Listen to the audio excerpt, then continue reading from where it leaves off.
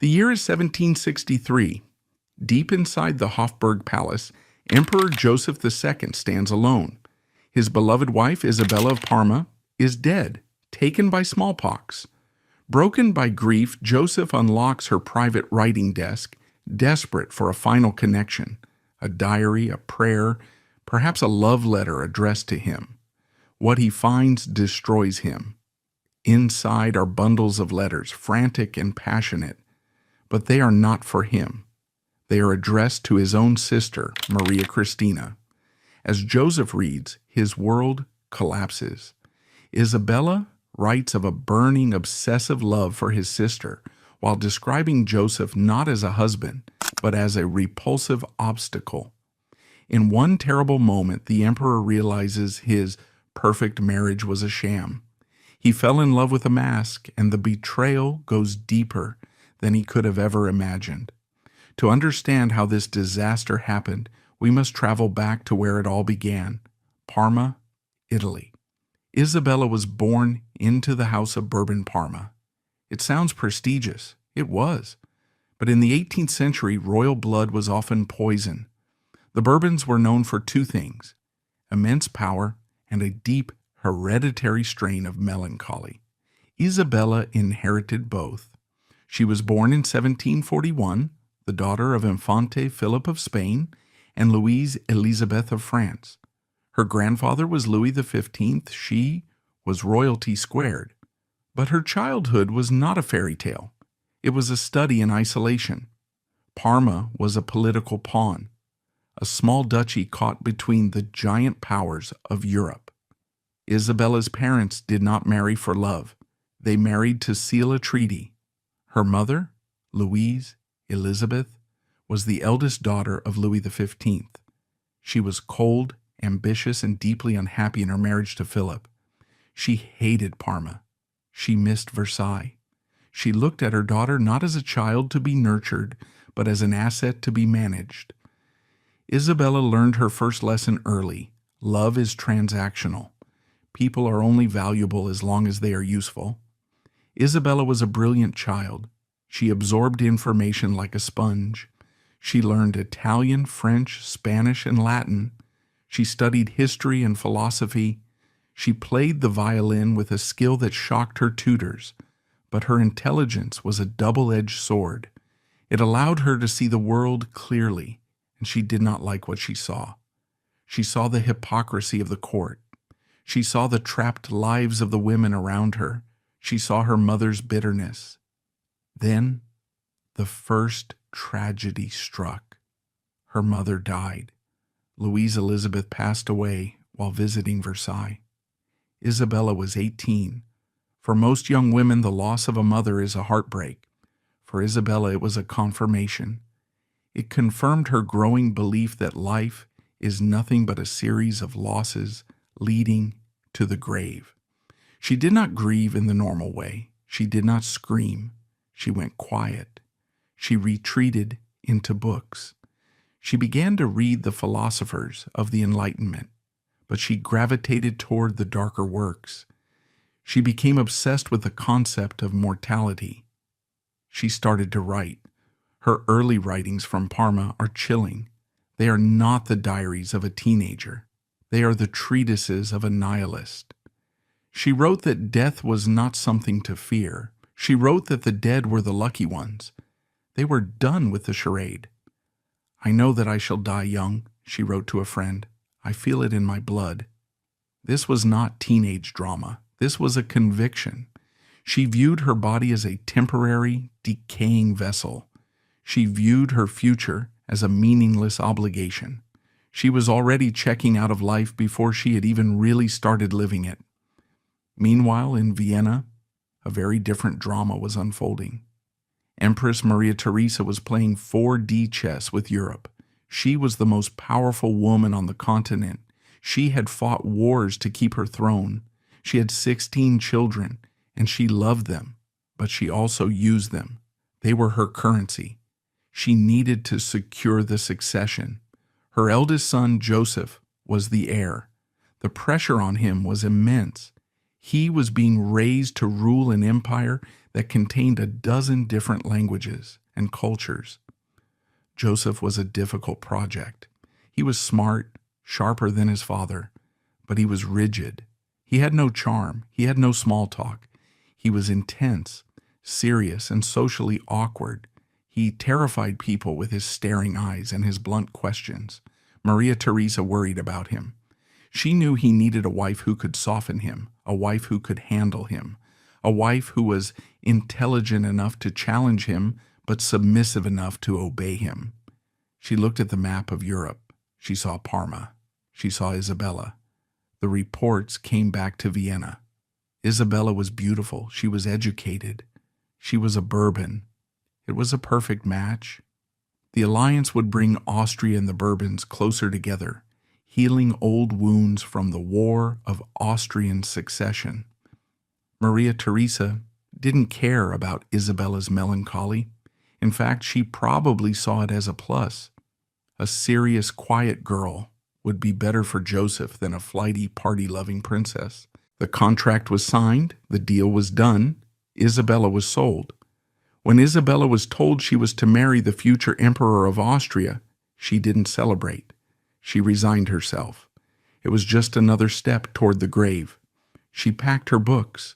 She packed her violin. She said goodbye to Parma without a tear. She got into the carriage that would take her north, over the Alps, to a country she didn't know, to marry a man she had never met. She treated the journey like a funeral procession. Joseph, on the other hand, was ecstatic. He had seen her portrait.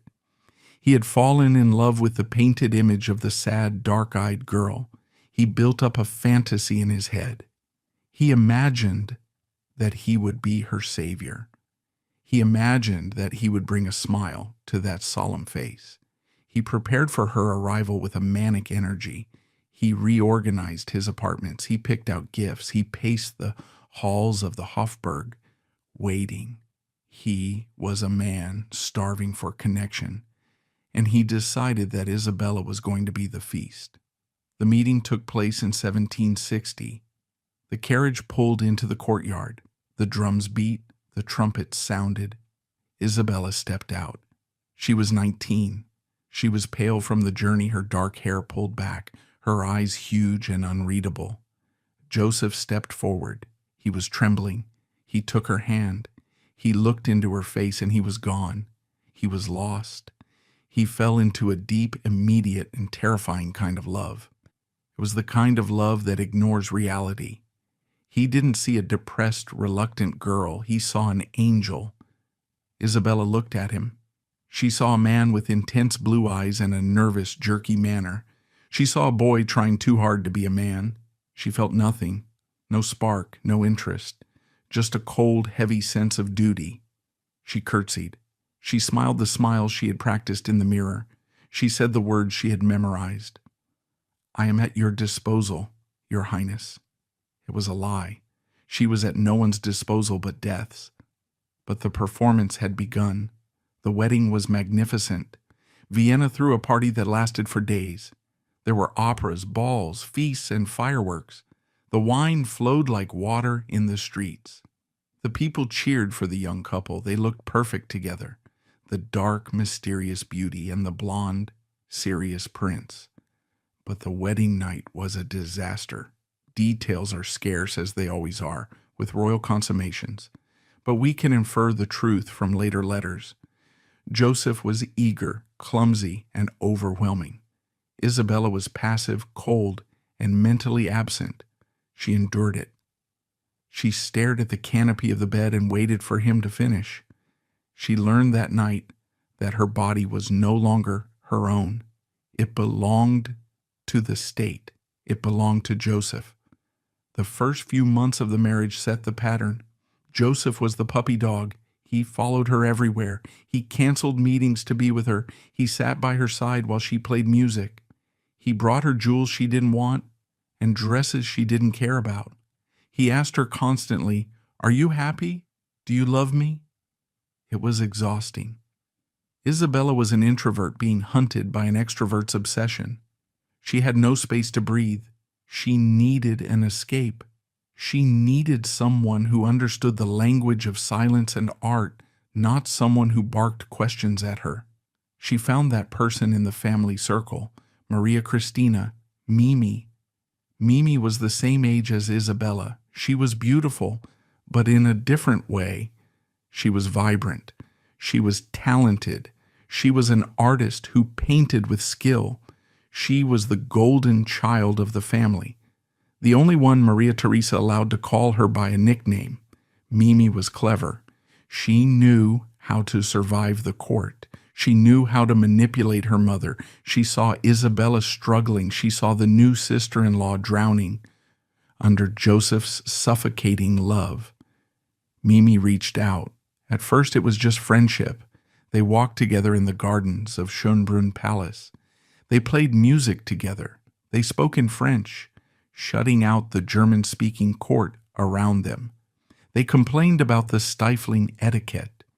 Isabella found in Mimi a kindred spirit, someone who was intelligent, someone who was sensitive, someone who actually listened to her instead of projecting fantasies onto her. But the chemistry shifted. The walks became longer. The conversations became deeper. They started touching, a hand on the arm, a head on the shoulder, long glances across the dinner table. In the emotionally starved environment of the palace, this connection sparked into a fire. Isabella, who felt nothing for her husband, suddenly felt everything for his sister. The floodgates opened. The melancholy girl who wanted to die suddenly found a reason to live, and that reason was forbidden. Isabella began to pursue Mimi. It is crucial to understand this dynamic. History often paints women as passive in these situations, but Isabella was the aggressor. She was the one who initiated the intensity. She was starving for emotional release. She poured all her suppressed passion, all her intellect, all her frustration into this relationship. She wrote the first letter. She slipped it into Mimi's hand during a dull court ceremony. Mimi read it.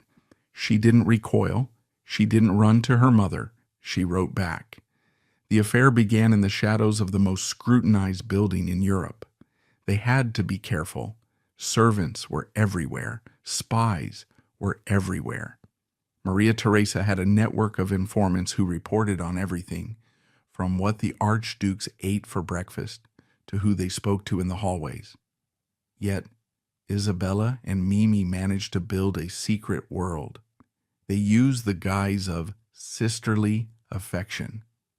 In the 18th century, female friendship was often expressed in flowery romantic terms.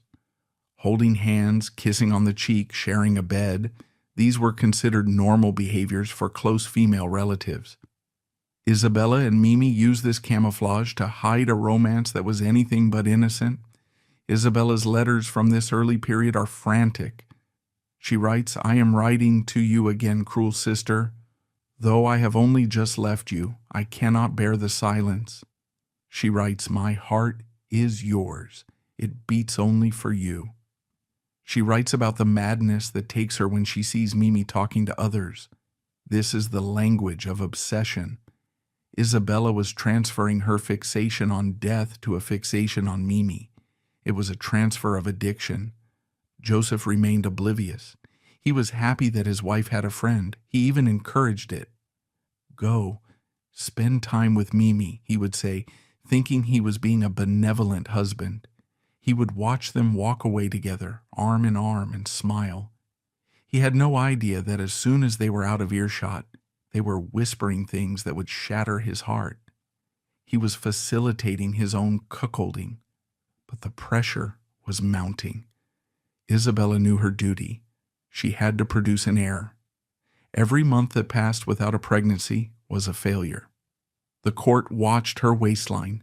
The ambassadors wrote reports on her health. Joseph was diligent in his duties, visiting her bed with a mechanical regularity that Isabella loathed. She wrote to Mimi about her dread of the nights. She described Joseph's affection as a burden she had to carry. "I must submit," she wrote. "I must play the part." Then she got pregnant. The news was greeted with cannons and bells. Joseph was over the moon. He treated her like a porcelain doll. He wouldn't let her walk too fast. He wouldn't let her open a window. He smothered her with care. Isabella felt trapped. Her body was swelling, changing, becoming a public property. And the pregnancy made her depression worse. The hormones, the fear of childbirth, which was often fatal, the sense of impending doom, it all crashed down on her. She wrote to Mimi more frequently. "I hope I die in childbirth," she confessed. "It would be a clean end." She wasn't being dramatic. She was looking at the statistics. Death in childbirth was common. For Isabella, it was a gamble she was willing to take. If she lived, she was trapped. If she died, she was free. This was the state of affairs as the year 1761 approached. A pregnant, suicidal wife, a blind, obsessed husband, and a manipulative, complicit sister-in-law. The triangle was set. The tragedy was in motion, and the letters kept piling up in the writing desk, a ticking time bomb, waiting for the day the lock would turn. The ink on the letters was barely dry before they were sent. That is how frantic the correspondence became between Isabella and Maria Cristina during the early 1760s. To understand the magnitude of this betrayal, we have to look at the logistics. They lived in the same palace complex. They saw each other almost every day at meals, mass, and court functions. Yet, Isabella felt compelled to write to Mimi constantly, sometimes multiple times a day. This wasn't just communication, it was a compulsion. It was the behavior of an addict who needed a fix. The letters were smuggled by trusted servants, a dangerous game in itself. If a maid had dropped a letter, or if a valet had been bribed by a spy, the game would have been over. The contents of these specific letters demolished the idea of a romantic friendship. Historians often try to sanitize the past, claiming that women just spoke differently back then. They argue that "I love you" meant something platonic. But Isabella's letters leave no room for ambiguity. She wrote about her physical body. She wrote about the cruel destiny that kept them apart at night. In one particularly striking letter she wrote to Mimi while sitting on the toilet. She explicitly mentioned this fact. It was crude, earthy, and intimate. "You do not write to a platonic friend about your bathroom habits in the middle of a declaration of love." This was an attempt to strip away the royal facade. Isabella was saying, "I am not a princess here. I am a human animal, and I want you." Mimi's role in this is harder to pin down because her letters were destroyed. We only have Isabella's side of the conversation, but we can infer Mimi's behavior from Isabella's reactions. Isabella is always the one begging. She is always the one apologizing for loving too much. She writes, "I am told that I love you too wildly.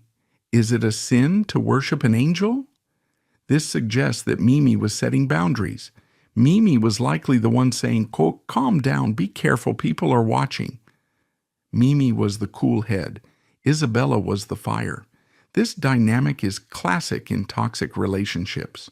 The person who cares less holds all the power. Mimi held all the power. While this secret drama played out, the public drama of the pregnancy continued. Joseph was becoming unbearable. His anxiety about the baby manifested as control. He monitored Isabella's diet. He forbade her from engaging in strenuous activities, which included walking too fast or playing the violin with too much vigor. He suffocated her. He thought he was protecting his heir. Isabella felt like livestock being fattened for market. She withdrew further into herself. She stopped talking at dinner. She spent hours staring out the window. Joseph interpreted this silence as maternal contemplation. He told his mother, Maria Theresa, that Isabella was becoming a serious, pious woman. He was completely misreading the symptoms of severe prenatal depression. The birth happened on March 20th, 1762. In the 18th century, A royal birth was not a private medical event. It was a state function. Witnesses were required to ensure no baby swapping occurred. Isabella had to labor in a room full of people. The pain was excruciating. There were no anesthetics, just prayer and endurance. She screamed. She bled.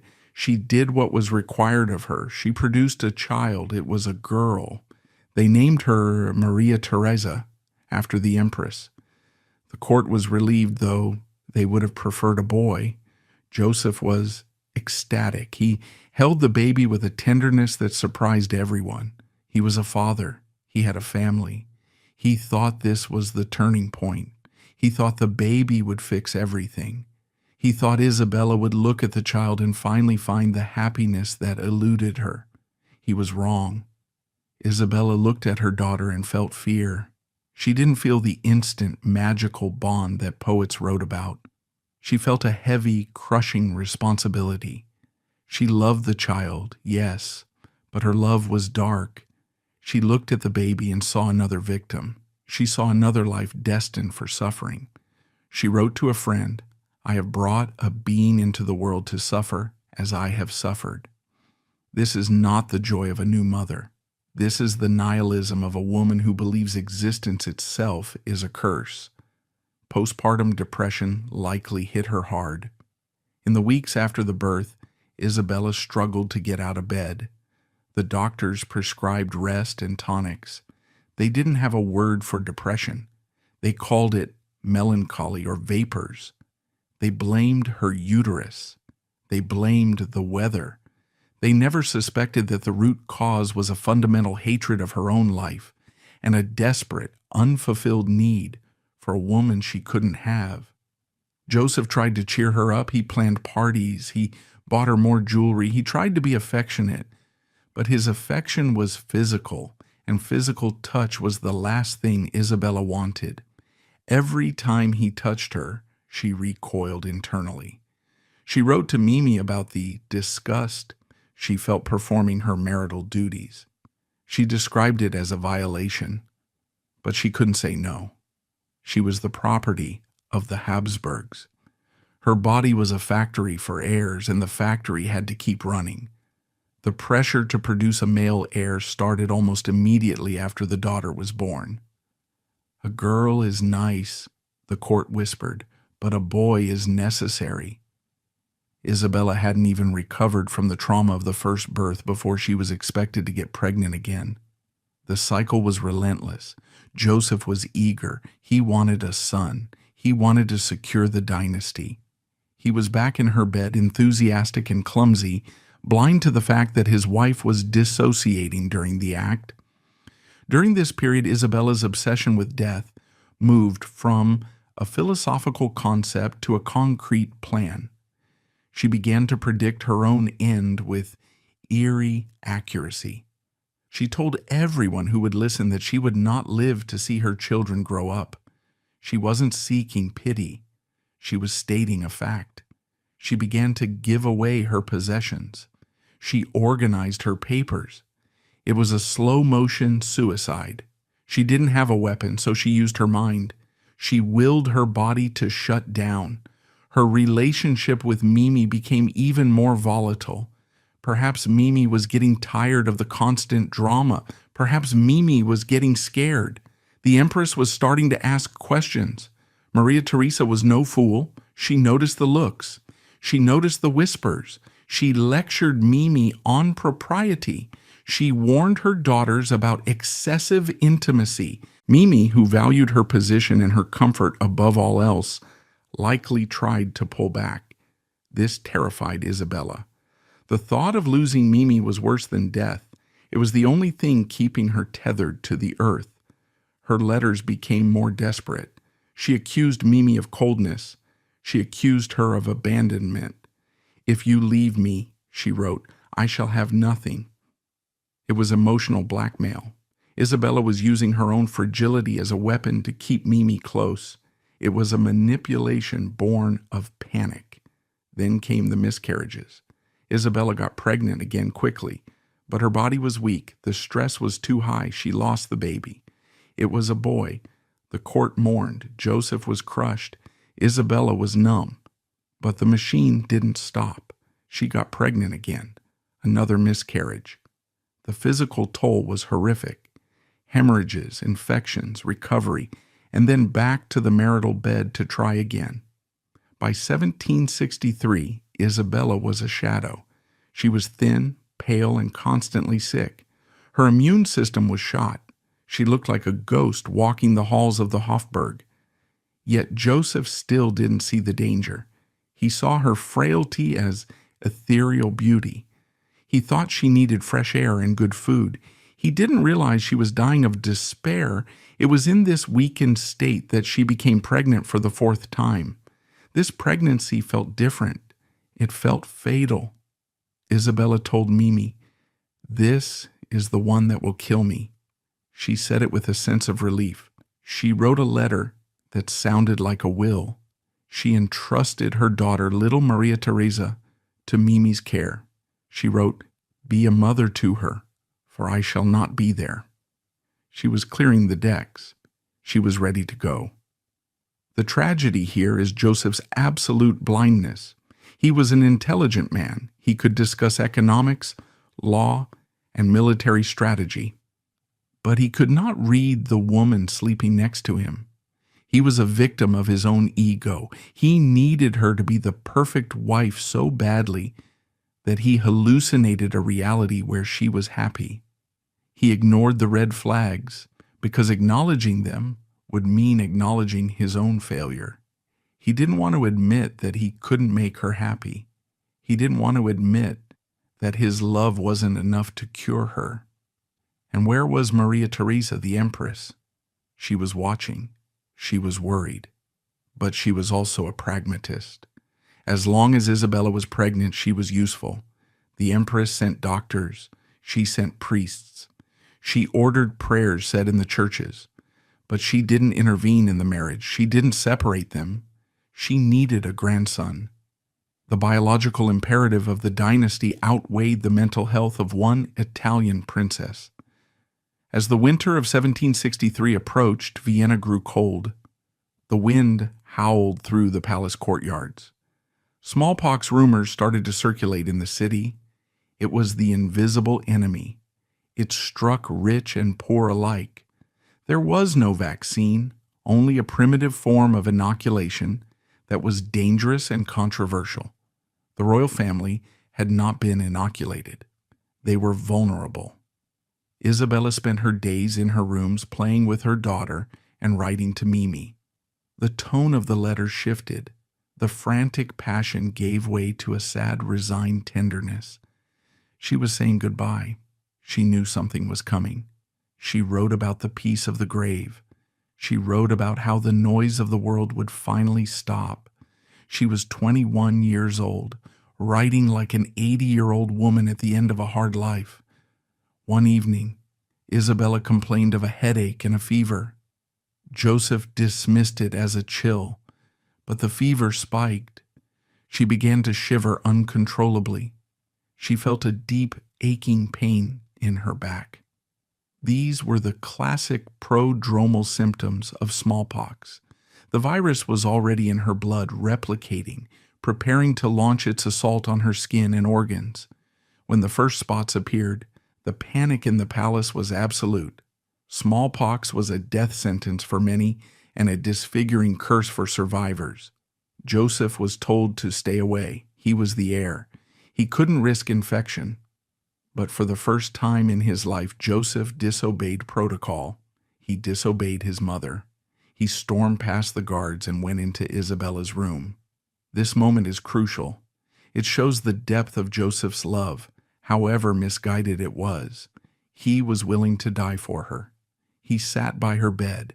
He saw the red spots turning into blisters. He smelled the sickening odor of the disease. He didn't flinch. He held her hand. He talked to her. He tried to anchor her to the world with the sheer force of his will. But Isabella wasn't looking at him. In her delirium, she called out names. She mumbled in French. Did she call out for Mimi? It is very likely. Did Joseph hear it? If he did, he suppressed it. He told himself it was just the fever talking. He was still protecting his illusion, even as his wife lay dying. The labor pains started prematurely. The virus had triggered the birth. The doctors were terrified. A birth in the middle of a smallpox infection was a medical nightmare. They had to get the baby out. Isabella was too weak to push. The scene in that bedroom was a scene of horror. Blood, pus, sweat, and the screams of a dying woman. The baby was born, another girl. They named her Christina, perhaps at Isabella's dying request, or perhaps in a cruel twist of irony honoring the sister-in-law. The baby lived only a few hours. She died before she could even be properly held. Isabella barely registered the death. She was drifting further away. The smallpox pustules became confluent, merging into large sheets of infection. Her skin, once praised for its pallor, turned black and purple. She was bleeding internally. This was hemorrhagic smallpox, the most lethal form. There was no hope. The priests came to administer the last rites. They anointed her forehead with oil, touching the sores. Joseph refused to leave. He didn't eat. He didn't sleep. He watched the light fade from her eyes. He begged her to stay. "Don't leave me," he sobbed. "I cannot do this without you." Isabella looked at him, but did she see him? Or did she see the freedom she had craved since she was a child? Did she see the end of the performance? Her last words are not recorded as a grand speech. She simply faded. On November 27th, 1763, the struggle ended. Isabella of Parma was dead. She had gotten her wish. The silence that followed was heavy. The doctors stepped back. The priests murmured prayers. Joseph collapsed. His grief was violent. He had to be dragged from the room. He was a man possessed by pain. He felt that God had punished him. He felt that he had failed. But the true punishment was waiting in the writing desk. The key was in his pocket. The letters were in the drawer. The timeline of discovery is imminent. Joseph is about to transition from the grieving widower to the betrayed husband. The ghost of Isabella was about to speak the truth for the first time, and it would be a truth that tasted of iron and bile. As the servants prepared Isabella's body for burial, washing the ravaged skin and dressing her in silk, Mimi was in her own rooms. Was she crying? Was she burning her own letters? Was she preparing her defense? Mimi was a survivor. She knew the storm was coming. She knew that when Joseph found those papers, the dynamic of the family would shatter. She had lost her lover, but she had to make sure she didn't lose her position. This concludes the setup of the tragedy. The death has happened. Now comes the aftermath. Now comes the reckoning. The story of Isabella of Parma is not just about her life. It is about the shadow she cast over the Habsburg Empire for the next 30 years. Joseph would never recover. He would rule as a broken man, and his policies, his wars, and his coldness can all be traced back to this bedroom, this death, and these letters. The funeral rites for Isabella of Parma were elaborate, somber, and performed with the rigid precision of the Habsburg court. While the priests chanted in Latin and the court donned black velvet, Joseph was a man operating on autopilot. He moved through the ceremonies like a sleepwalker. His grief was so visible, so raw, that even the stiffest ambassadors wrote home about it. They described a man destroyed, but the true destruction had not yet happened. That was waiting for him in the quiet of his private apartments, after the incense had cleared and the body was sealed in the crypt. It was customary for the survivor to sort through the deceased's effects. This wasn't just sentimental, it was practical. Jewelry had to be cataloged, debts had to be paid, papers had to be organized. Joseph approached this task with a religious devotion. He wanted to touch everything she had touched. He wanted to read every thought she had written. He believed that by immersing himself in her mind, he could keep her alive a little longer. He unlocked the writing desk. He expected to find the intellectual musings of the woman he considered a philosopher queen. He found the letters to Mimi. The initial confusion must have been paralyzing. Joseph knew his wife and sister were close. He had seen them whispering. He had seen them walking arm in arm. But he viewed this through the lens of 18th century sentimentality. He thought it was a pure sisterly bond. As he began to read, that lens cracked. The volume of correspondence alone was staggering. Hundreds of pages, notes scribbled on scraps of paper, long pouring confessions written late at night. The sheer logistical effort required to write and hide this amount of paper was proof of a double life. He started reading. The language was not sisterly, it was not platonic. It was the language of a lover speaking to their beloved. Isabella wrote of her burning impatience to see Mimi. She wrote of her jealousy. She wrote, "I kiss you again and again in my thoughts." She described the physical sensation of missing Mimi as a sickness. It was intense, overheating, and desperate. Joseph sat in the silence of his room, the papers trembling in his hands. He was reading the words of a woman he didn't know.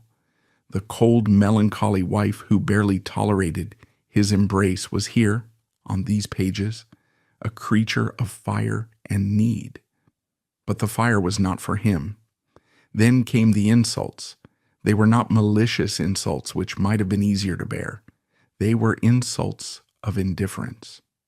Isabella wrote about Joseph as one writes about a nagging chore. She complained about his demands. She complained about his presence. She described her marital duties, the very moments Joseph thought were acts of love, as sacrifices she had to make. She wrote about steeling herself to endure him. She wrote about disassociating while he held her. This was the kill shot. Joseph had built his entire self-worth around the idea that he was making her happy, or at least trying to. He believed they had a spiritual connection. The letters proved that while he was making love to her, she was wishing he was her sister-in-law. It reduced him to nothing. He was not the hero of her story. He was the villain. He was the unwanted intruder in a romance between his wife and his sister. The psychological impact of this discovery on a man like Joseph cannot be overstated. He was a Habsburg. He was raised to believe he was the center of the universe. To find out that he was merely an annoyance to the two women closest to him was a humiliation that cut to the bone. And it raised a terrifying question. Did Mimi feel the same way? Was his sister laughing at him too? Was she reading these letters and mocking his clumsiness, his eagerness, his blindness? Joseph did not burn the letters immediately. A more impulsive man might have. A more protective man might have destroyed the evidence to save his wife's reputation. Joseph kept them. He obsessively organized them. He copied some of them. This behavior suggests a man trying to solve a crime. He was building a case against his own happiness. He wanted to understand the full extent of the lie. He read them over and over, memorizing the phrases that hurt him the most. He was pressing on the bruise again and again. He took the evidence to his mother. This was the only move he could make. Maria Theresa was the ultimate authority. She was the head of the family and the state. Joseph walked into her chambers, likely pale and shaking, and placed the bundle of letters on her desk. "Read this," he likely said. "Read what they did." Maria Theresa was a pragmatist. She had ruled an empire through wars and famine. She was not easily shocked. But this must have shaken her. This was not just a scandal. It was a perversion of the family order. Her daughter-in-law and her favorite daughter. It threatened the moral authority of the dynasty. The Catholic Church, the foundation of their power, viewed sodomy and homosexual acts as mortal sins. If this leaked to the courts of Prussia or France, the House of Austria would be a laughingstock. The Empress went into damage control mode immediately. Her reaction was not to comfort Joseph, but to contain the fire. She confiscated the letters. She likely ordered a complete sweep of Mimi's apartments to ensure no reciprocal letters from Isabella survived. This explains why we only have one side of the conversation today. Mimi's letters to Isabella were destroyed. Maria Theresa erased the evidence of her daughter's complicity. She sterilized the history. Then came the confrontation with Mimi. We do not have a transcript of this meeting, but we can infer its tone. Maria Theresa was a formidable mother. She demanded absolute obedience. Mimi would have been summoned. She would have been shown the letters. There would have been no denial possible. The handwriting was Isabella's, but the recipient was clearly Mimi. Mimi was the favorite, but she had crossed a line. However, Maria Theresa also knew that punishing Mimi publicly would expose the scandal. So the punishment was silence. Mimi was reprimanded, likely severely, in private. She was told to never speak of this again. She was told to play the role of the grieving sister-in-law. And Mimi, who was a master of survival, obeyed. She buried her feelings. She buried the truth. She looked her brother in the eye and likely lied, claiming she had tried to discourage Isabella, claiming it was just the ramblings of a sick woman. She gaslit him to save herself. Joseph didn't buy it. His relationship with Mimi was permanently damaged. He never trusted her again. He remained civil. They were royalty after all, and civility was a weapon. But the warmth was gone. He saw her for what she was, a player in the game who had played him for a fool. But the biggest change happened inside Joseph. The death of Isabella and the discovery of the letters killed the romantic idealist in him. Before this, he believed in the goodness of people. He believed in love. After this, he believed in systems. He believed in rules. He believed that human emotions were messy, unreliable, and treacherous. He began to view the world through a lens of cynicism. If the wife he worshipped could lie to his face every day for 3 years, who could be trusted? No one. If his own sister could betray him, what would his ministers do? What would his generals do? He decided that he would rely only on himself. He would become the first servant of the state. He would work 18 hours a day. He would check every ledger. He would read every report. He would micromanage the empire because he could not trust anyone else to do it right. The title of iron began to form. Joseph became hard. He became ruthless. When his mother urged him to remarry to produce a male heir, he refused to engage emotionally. He agreed to the marriage with Josepha of Bavaria, but he treated it like a business transaction. He didn't even pretend to like her. He refused to sleep with her. He refused to talk to her. He walled off his heart completely. He was punishing the new wife for the sins of the old one. He was punishing the entire female sex for the betrayal of Isabella. The court noticed the change. They whispered that the emperor had turned to ice. They didn't know about the letters. They thought he was grieving too hard. They thought he was loyal to Isabella's memory. The irony was bitter. He wasn't loyal to her memory. He was held hostage by it. He was obsessed with the phantom of the woman who had deceived him. He kept a portrait of Isabella in his room for the rest of his life. Why? Was it love? Or was it a reminder? A reminder of the folly of trust. A reminder of the pain of vulnerability. He looked at that face every day, the dark eyes, the slight smile, and he saw the lie. It fueled his drive.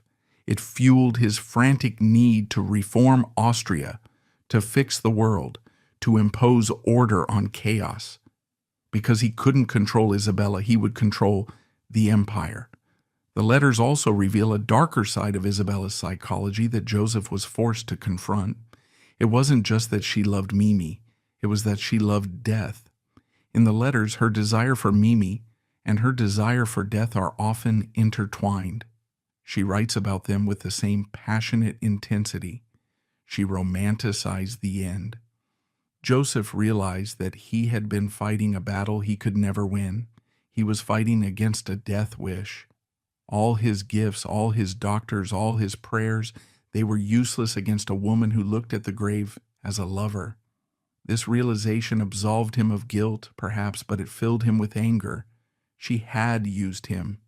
She had used his body to make children she didn't want to live to see. She had used his position to stay close to his sister. She was a parasite on his life. This is a harsh judgment, but it is the judgment of a man in pain. Joseph felt exploited. The scandal was contained, but the cracks in the foundation remained. The relationship between Joseph and Maria Theresa became strained. He resented her for protecting Mimi.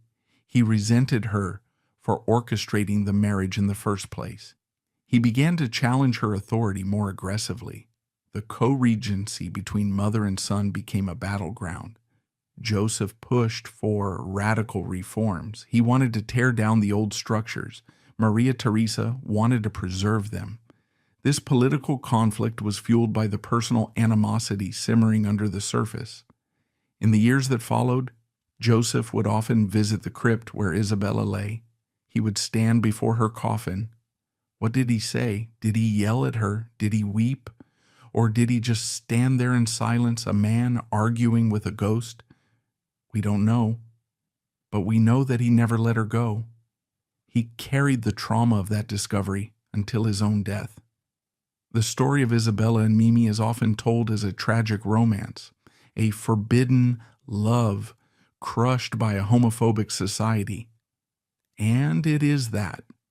But from Joseph's perspective, it was a horror story. It was a psychological thriller where the victim realizes the call is coming from inside the house.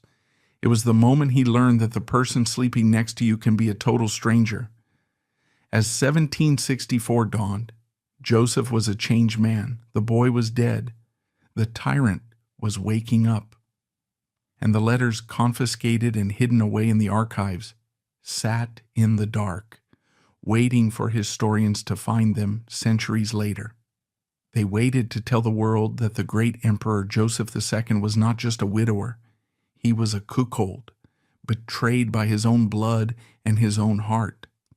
While Joseph was drowning in the wreckage of his marriage, Maria Christina, the other woman in the tragedy, was doing what she did best, surviving.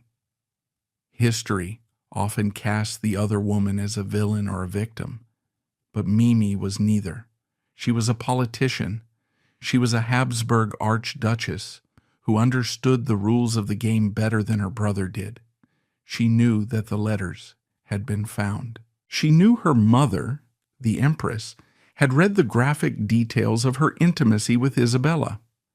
A lesser woman would have been crushed by the shame. A lesser woman would have been exiled to a convent. Mimi did not go to a convent.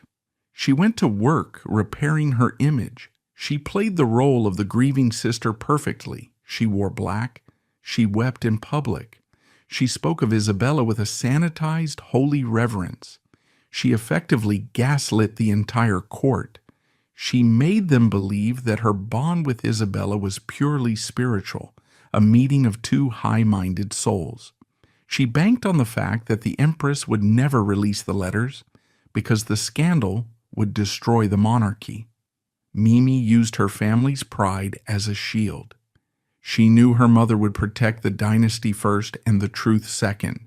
She was right. Joseph saw through it. He watched his sister perform her grief, and he felt a cold, hard hatred growing in his gut. He knew she was lying. He knew that while he was mourning the loss of a wife, Mimi was mourning the loss of a lover, yet she dared not speak its name. The distance between the siblings became an abyss. They still dined together. They still appeared at state functions together. But the trust was gone. Joseph looked at Mimi and saw a mirror of his own humiliation. She was the living proof that he had been a fool. But the machine of the state did not care about Joseph's feelings. It cared about biology. Joseph was the heir. He had no living children. The daughter Isabella had died birthing was gone. The first daughter, little Maria Theresa, was a frail child. The succession was in danger. The empress gave Joseph a few months to mourn, and then she dropped the hammer. He had to remarry. Joseph refused. He told his mother he would never marry again. He told her his heart was buried in the crypt with Isabella. He was dramatic, obstinate, and genuinely traumatized. He couldn't imagine touching another woman. The very idea of intimacy made him sick. He had associated sex with betrayal. But Maria Theresa was relentless. She brought in priests to lecture him on his duty to God. She brought in advisors to lecture him on his duty to the state. She wore him down. Finally, he cracked. He agreed to remarry, but he set a condition. He didn't care who it was. He wouldn't choose. He wouldn't court. He told them to just pick a body and put it in his bed. He washed his hands of the decision. This was a fatal mistake. By abdicating his choice, he allowed the diplomats to choose based solely on politics. They chose Josepha of Bavaria. If you wanted to design a candidate guaranteed to make Joseph miserable, you would design Josepha. She was the daughter of the Holy Roman Emperor Charles VII, so her pedigree was impeccable. But that was where the positives ended. She was 2 years older than Joseph. She was described by contemporaries as short, stout, and physically unattractive. Her teeth were bad. Her skin was rough.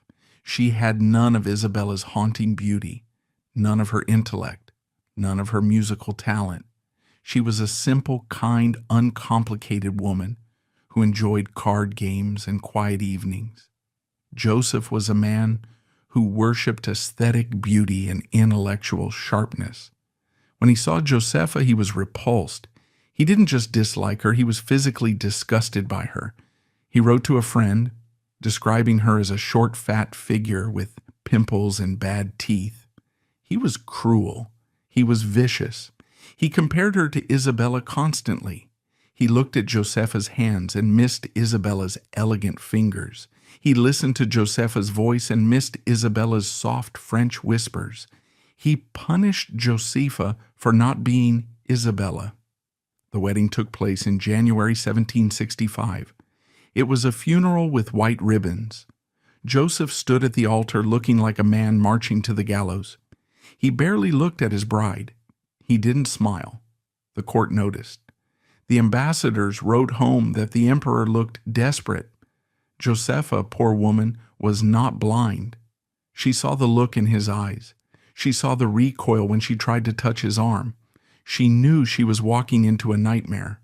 She had hoped to be an empress. Instead, she became a punching bag for a grieving man's anger. The marriage was a sham from day one. Joseph partitioned the palace. He created physical barriers between his apartments and hers. He avoided dining with her. When he had to appear in public with her, he was cold and distant. But the worst cruelty happened behind closed doors. Joseph refused to sleep with her. He refused to even try to create an heir. The entire purpose of the marriage, the biological imperative, was stalled because Joseph couldn't bring himself to touch her. He wrote about this too. His letters from this period are hard to read. They show a man who has lost his empathy. He describes his wife as an obstacle and a burden. He jokes about her appearance. He was taking all the pain and humiliation he felt from Isabella's betrayal and projecting it onto this innocent Bavarian princess. Josepha had done nothing wrong. Her only crime was being unappealing and being married to a man who was in love with a ghost. Josepha tried. She tried to be kind to his daughter, Maria Theresa. She tried to engage him in conversation. She tried to be the dutiful wife. Every attempt was met with a wall of ice. Joseph would walk past her in the hallway without acknowledging her presence. He treated her worse than a servant. At least he spoke to the servants. To Josepha, he offered only silence. The ghost of Isabella was the third person in this marriage. Joseph kept Isabella's rooms exactly as she had left them. He spent hours there, sitting among her things, reading her books, playing her music. It was a shrine. He was living with the dead. Imagine the psychological torture for Josepha. She was living in a palace where the dead wife was worshipped and the living wife was shunned. She was competing with a corpse and she was losing. This situation dragged on for 2 years. The pressure on Joseph to consummate the marriage was immense. His mother begged him. His doctors examined him. Joseph simply shrugged. He said he couldn't do it. He said his body wouldn't cooperate. It was a physical manifestation of his psychological block. He had locked his heart, and his body followed suit.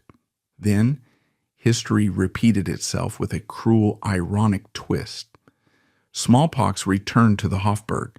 In 1767, the disease that had killed Isabella came for Josepha. The panic in the court was immediate, but Joseph's reaction was completely different this time. When Isabella was sick, he had stayed by her side day and night, risking his life, holding her hand, weeping, praying. When Josepha fell sick, Joseph didn't even go into the room. He stayed away. He claimed he couldn't risk infection for the sake of the state. It was a convenient excuse. The truth was he didn't care. He felt no urge to comfort her. He felt no fear of losing her. In fact, deep down in the dark corners of his mind, he might have felt a flicker of hope. If she died, he would be free. If she died, the burden would be lifted. Josepha died alone. Her skin was ravaged by the pox, her body swollen and in pain. She died without a kind word from her husband. She died knowing she was unloved and unwanted. She was 28 years old. Her life in Vienna had been 2 years of humiliation and loneliness. Joseph didn't attend her funeral. He didn't visit her grave. He erased her from his life instantly. He didn't speak of her. He didn't keep her letters. He didn't build a shrine. To him, she was just a mistake that had been corrected by nature. The contrast between the two deaths is the definitive proof of Joseph's transformation. The first death broke his heart. The second death calcified it. With Josepha gone, the pressure started again. "You must marry," the advisor said. "We still need an heir." But this time Joseph slammed the door. "No," he said, and he meant it. He told his mother that he had done his duty. He had married the woman they chose. He had suffered for 2 years. He was done. He would never marry again. He would never put himself in a position to be hurt, controlled, or disappointed by a woman again. He turned his energy entirely to the state. This is the moment the revolutionary emperor was truly born. Since he couldn't have a happy home, he would build a perfect state. Since he couldn't control the chaos of his emotions, he would control the chaos of society. He began to draft laws with a furious speed. He attacked the power of the church. He attacked the nobility. He tried to force enlightenment onto his people whether they wanted it or not. He was ruling with the same intensity he had once used to love Isabella. Mimi, meanwhile, watched all of this. She saw the second wife die. She saw her brother harden into stone, and she played her cards. She knew that Joseph would never produce an heir. That meant the succession might pass to his brothers, or perhaps there was room for her to maneuver. She began to lobby her mother for something unprecedented. She wanted to marry for love. She had fallen in love with Prince Albert of Saxony. He was not a great match. He had no money and little political power. Ordinarily, Maria Theresa would have laughed him out of court. But Mimi used the family tragedy to her advantage. She played on her mother's guilt. She pointed out how miserable Joseph was.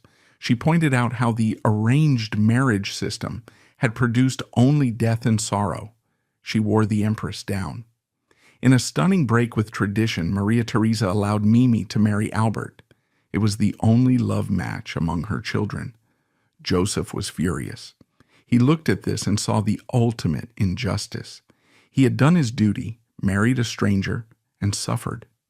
Mimi, the one who had betrayed him, the one who had slept with his wife, was being rewarded with a happy marriage to the man she loved. Joseph refused to attend Mimi's wedding. He stayed in his rooms. He wrote bitter letters about it. He called it a farce. He hated Mimi for her happiness. He hated her for surviving. He hated her for winning. The rift between them was now permanent. They would remain enemies until the day they died, hiding their hatred behind the polite masks of royalty. But there was one final twist in the saga of Isabella's ghost. It wasn't just Joseph who was haunted. The little daughter, Maria Theresa, the only surviving child of Joseph and Isabella, was growing up. She was the apple of Joseph's eye. He poured all his remaining capacity for love into this little girl. She looked like Isabella. She had Isabella's dark eyes. She was the last piece of the woman he had loved. Joseph became a helicopter parent before the term existed. He was terrified of losing her. He watched her health like a hawk. He educated her himself. He played games with her. For a brief few years, the court saw a glimpse of the old Joseph. When he was with his daughter, he smiled. He was soft. He was human. The little Archduchess was the only thing keeping him from turning completely into a machine. But the curse of the Habsburgs was not done with him yet. The tragedy of Isabella of Parma was a multi-generational poison. It had killed the mother, it had destroyed the father, and now it was turning its eyes toward the child. As Joseph approached his 30s, he was a man alone on a pinnacle of power. He was the co-regent of a massive empire, but he went home to an empty palace. He had no wife, he had no lover, he had no friends, only subjects. He had his secrets, the letters in the desk, and he had his daughter. He thought he had paid his price to fate. He thought the worst was over. He was wrong. The final act of the tragedy was yet to come, and it would strike at the only vulnerability he had left. The year 1768 marked a strange interlude in the life of Joseph II. He was a widower twice over. He was the Holy Roman Emperor. He was the co-regent of the Austrian lands. But inside the walls of the Habsburg, he was just a father. This is the only period in his adult life where we see a flicker of genuine warmth. The object of this warmth was his daughter, Archduchess Maria Theresa. She was named after her formidable grandmother, but to Joseph, she was simply the little Archduchess. She was the living, breathing echo of Isabella. The child was uncanny. She had Isabella's dark eyes. She had Isabella's serious expression. She even had Isabella's intelligence. Joseph projected everything he had felt for the mother onto the daughter. It was an intense, suffocating kind of love. He was determined to raise her perfectly. He didn't trust nannies or tutors. He supervised her lessons himself. He played on the floor with her. He took her for walks. For a man who ran an empire with a stopwatch and a calculator, he had infinite patience for a 7-year-old girl. The court watched this with bated breath. They saw it as his redemption. They thought the child would heal him. They hoped that if the little Archduchess grew up healthy and strong, Joseph might soften. He might remember how to trust. He might even consider marrying again one day. The child was the linchpin of the future. She was the only thing standing between Joseph and total misanthropy. But the dynamic was haunted. Joseph wasn't just loving a child. He was loving a ghost. He looked for Isabella in her every gesture. If the child liked music, he saw Isabella's talent. If the child was quiet, he saw Isabella's melancholy. He was reconstructing his dead wife through their daughter. It was a heavy burden for a little girl to carry, though she didn't know it. She just knew that her father adored her with a fierce, protective energy that scared everyone else away. Then came January 1770. The winter was brutal. The palace was drafty and cold. The little Archduchess fell ill. It started with a cough, then a fever. The doctors were summoned immediately. They diagnosed it as pleurisy, an inflammation of the lining of the lungs. It is a painful, suffocating way to die. Every breath is a knife in the chest. Joseph's reaction was immediate panic. He had been here before. He had watched Isabella die. He had watched his second wife die. He had watched his other children die. The trauma response kicked in. He didn't leave her bedside. He stopped ruling. He stopped reading reports. The machinery of the state ground to a halt because the emperor was busy holding a wet cloth to his daughter's forehead. The illness progressed rapidly. The child struggled to breathe. She was in agony. Joseph, the man who could command armies, was powerless. He knelt by the bed praying to a God he was starting to hate. He begged for a trade. "Take me," he likely prayed. "Take my crown, take my life. Just leave her." It was the bargaining stage of grief, but the universe wasn't buying. On January 23rd, 1770, the little Archduchess died. She was 7 years old. The silence that fell over Joseph this time was different. It wasn't the hysterical grief of 1763. It wasn't the cold indifference of 1767. It was a total implosion. The last light in his life had been snuffed out. The last link to Isabella was gone. The only person in the world who loved him unconditionally, who didn't care about his title or his politics, was dead. Joseph wrote to a friend shortly after the death. His words are terrifying in their clarity. "I have ceased to be a father," he wrote. "It is finished. I'm alone." He didn't just mean he was lonely. He meant that his connection to humanity was severed. He felt that he had been targeted by a cosmic cruelty. Why else would everyone he loved be taken from him? Why else would he be left alive, healthy and powerful, but completely empty? The psychological shift was permanent. Joseph decided that personal happiness was a lie. It was a trap. Every time he reached for it, he was punished. So he decided to stop reaching. He decided to kill the part of himself that needed love. He would become a machine. He would become the state. This is the moment the Josephinism era truly begins.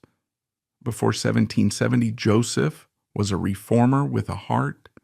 After 1770, he was a reformer with a scalpel. He looked at his empire and saw it as a broken machine that needed fixing. He didn't care about feelings. He didn't care about tradition. He didn't care about the church. He only cared about efficiency. If a law didn't work, he cut it. If a monastery wasn't productive, he closed it. If a custom was irrational, he banned it. He worked with a demonic energy. He would wake up at 4 a.m. He would work until midnight. He traveled constantly, bouncing around the empire in a carriage, inspecting hospitals, barracks, and schools. He wore a simple military uniform. He ate simple food. He slept on a hard bed. He was punishing himself. He was living like a monk, but his religion was the state. He became intolerant of failure. He yelled at his ministers. He fired incompetent officials. He micromanaged everything. He trusted no one. Why should he? His wife had lied to him. His sister had betrayed him. His daughter had abandoned him by dying. The only thing he could trust was his own mind and his own will. The death of the little Archduchess also solved the succession crisis, but in the worst way possible. Joseph had no heirs. He refused to remarry. That meant the crown would eventually pass to his younger brother, Leopold. Leopold was everything Joseph was not. Leopold was calm. Leopold was pragmatic. And crucially, Leopold was close to Mimi. They were the successful siblings. They had happy marriages. They had children. They looked at Joseph with a mix of pity and fear. They saw him becoming more erratic, more radical, more isolated. They whispered that grief had driven him mad. But Joseph wasn't mad. He was just empty. He was trying to fill the void with work. He passed over 6,000 edicts in his reign. He changed the legal code. He abolished serfdom. He granted religious toleration to Jews and Protestants. These were massive, history-changing reforms, but they were done without warmth. He didn't free the serfs because he loved them. He freed them because serfdom was inefficient and illogical. He didn't grant tolerance because he respected other religions. He did it because religious conflict was a waste of resources. The people didn't love him. They feared him. They called him the sacristan emperor because he interfered in church matters. They didn't understand his haste. They didn't understand that he was a man running away from his own shadow. He was trying to fix the world before he died because he knew death was coming, and he welcomed it. In the background of this political whirlwind, the ghost of Isabella still lingered. Joseph never removed her portrait from his study. He never spoke her name in public, but he never forgot. The letters in the desk were still there. They were the radioactive core of his life. They were the secret that explained everything. Mimi, safe in her marriage to Prince Albert, watched her brother from a distance. She saw what he had become. Did she feel guilty? Did she realize that her affair with Isabella had set off this chain reaction? Probably not. Mimi was a Habsburg survivor. She likely told herself that Joseph was just difficult. She likely rationalized that Isabella was unstable. People are very good at rewriting history to make themselves the hero. Mimi died in 1798, a wealthy, respected woman, leaving behind a famous art collection, the Albertina in Vienna. She got the happy ending. The villain won. Joseph, the hero who tried to love, lost everything. By the late 1770s, Joseph was approaching 40. He looked 50. His hair was thinning. His face was lined. He had a permanent scowl. He was often sick. He had stomach problems, eye problems, lung problems. He ignored them all. He pushed his body as hard as he pushed his ministers. He wanted to burn out. The relationship with his mother, Maria Theresa, became toxic. She was old, conservative, and religious. She was horrified by his radical reforms. She begged him to slow down. She begged him to stop attacking the church. They fought constantly. Their letters are full of anger and recrimination. But even in their fights, there was a strange codependency. She was the only one left who remembered the old Joseph. She was the only one who remembered the boy who had loved Isabella. When Maria Theresa died in 1780, Joseph became the sole ruler. The bumper was gone. There was no one left to restrain him. He unleashed a torrent of reforms that shook the foundations of Europe. He tried to Germanize the empire, forcing everyone to speak one language. He tried to standardize everything. He was trying to impose a perfect, logical order on a chaotic, emotional world. It was a psychological projection of massive proportions. He couldn't order his own heart, so he ordered the empire. But the chaos always pushes back. The people rebelled. The nobles plotted. The Hungarians were furious. The Belgians revolted. Joseph's dream of a rational utopia began to crumble. He was alone, fighting 1,000,000 battles at once, fueled only by caffeine and bitterness. There is a story, perhaps apocryphal but spiritually true, that Joseph once visited a hospital he had built. He saw a man dying of syphilis. The man was in agony, alone, rejected by society. Joseph stood by his bed. He didn't recoil. He looked at the man and said, "I envy you." He envied the man because the man was dying. He envied the man because the man's suffering was physical, visible, and finite. Joseph's suffering was invisible and endless. The shadow of Isabella was long.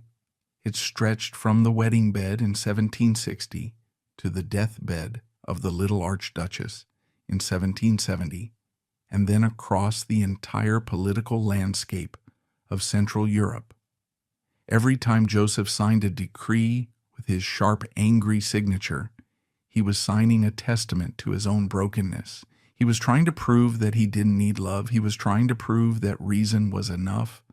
But reason is cold comfort in the middle of the night. Joseph often suffered from insomnia. He would pace the halls of the Habsburg while the city slept. What did he think about in those hours? Did he replay the arguments? Did he replay the moment he found the letters? Did he imagine a different life where Isabella had loved him? Did he imagine a life where Mimi had been a loyal sister? We can only guess, but we know that he never sought comfort in another woman's arms. There were no mistresses, no scandals, no illegitimate children. Joseph II was the most celibate emperor in history. He was married to his job because his first marriage had killed his capacity for intimacy. As we move into the final decade of his life, the tragedy deepens. He starts to realize that his reforms are failing. He starts to realize that people don't want to be fixed. They want to be left alone. He starts to realize that you cannot legislate happiness, and he starts to die. The body he had neglected for years began to fail him in earnest. He contracted tuberculosis, likely during a military campaign. It was a slow, wasting disease. It gave him plenty of time to think, time to reflect, time to look at the portrait of Isabella and wonder if she was waiting for him or if she was waiting for Mimi. The end of Joseph's life is a masterclass in tragedy. It is the story of a man who gave everything and received nothing, a man who tried to be a hero and ended up a villain in the eyes of his own people, and it all goes back to that writing desk. It all goes back to the secret that destroyed his soul. The death of Empress Maria Theresa in November 1780 was the final severance of the cord. For 40 years, she had been the mother of the nation and the mother of Joseph. She was the one who checked his worst impulses. She was the one who smoothed over his rough edges. She was also the one who had covered up the scandal of Isabella and Mimi. With her gone, Joseph was unleashed. He was 40 years old, alone, and absolute ruler of a sprawling, chaotic empire. He didn't take a moment to breathe. He didn't take a moment to mourn. He attacked the job with a manic, terrifying energy. He viewed the empire as a personal project that had been mismanaged for centuries. He wanted to fix it. He wanted to modernize it. But his motivation wasn't benevolence. It was control. He wanted to impose logic on a world that had hurt him with its irrationality. Love is irrational. Grief is irrational. So Joseph declared war on anything that couldn't be measured, counted, or regulated. He issued edicts at a blizzard pace, one a day, sometimes two. He regulated everything from the way priests conducted mass to the way peasants buried their dead.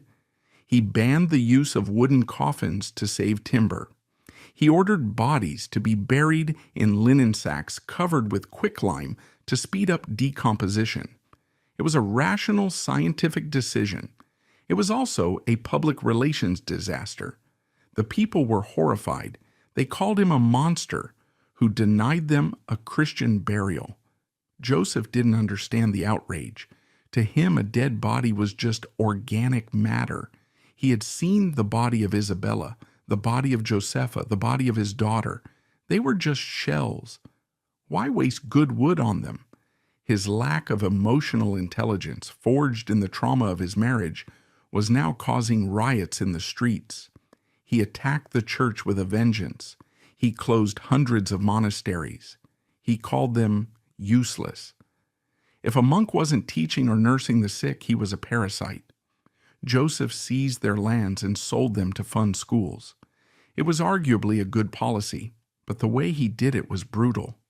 He stripped the altars. He melted down the gold. He treated the ancient institutions of faith with cold contempt.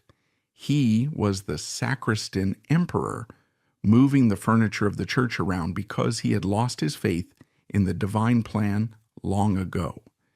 If God couldn't save Isabella, why should Joseph respect God's servants? He tried to erase cultural differences. He tried to make everyone speak German, Hungarians, Czechs, Italians, Belgians. He told them to forget their heritage and become efficient Austrian citizens. It was arrogance on a massive scale. He thought he could legislate identity. He thought he could strip away the messy emotional parts of culture and leave only the productive parts.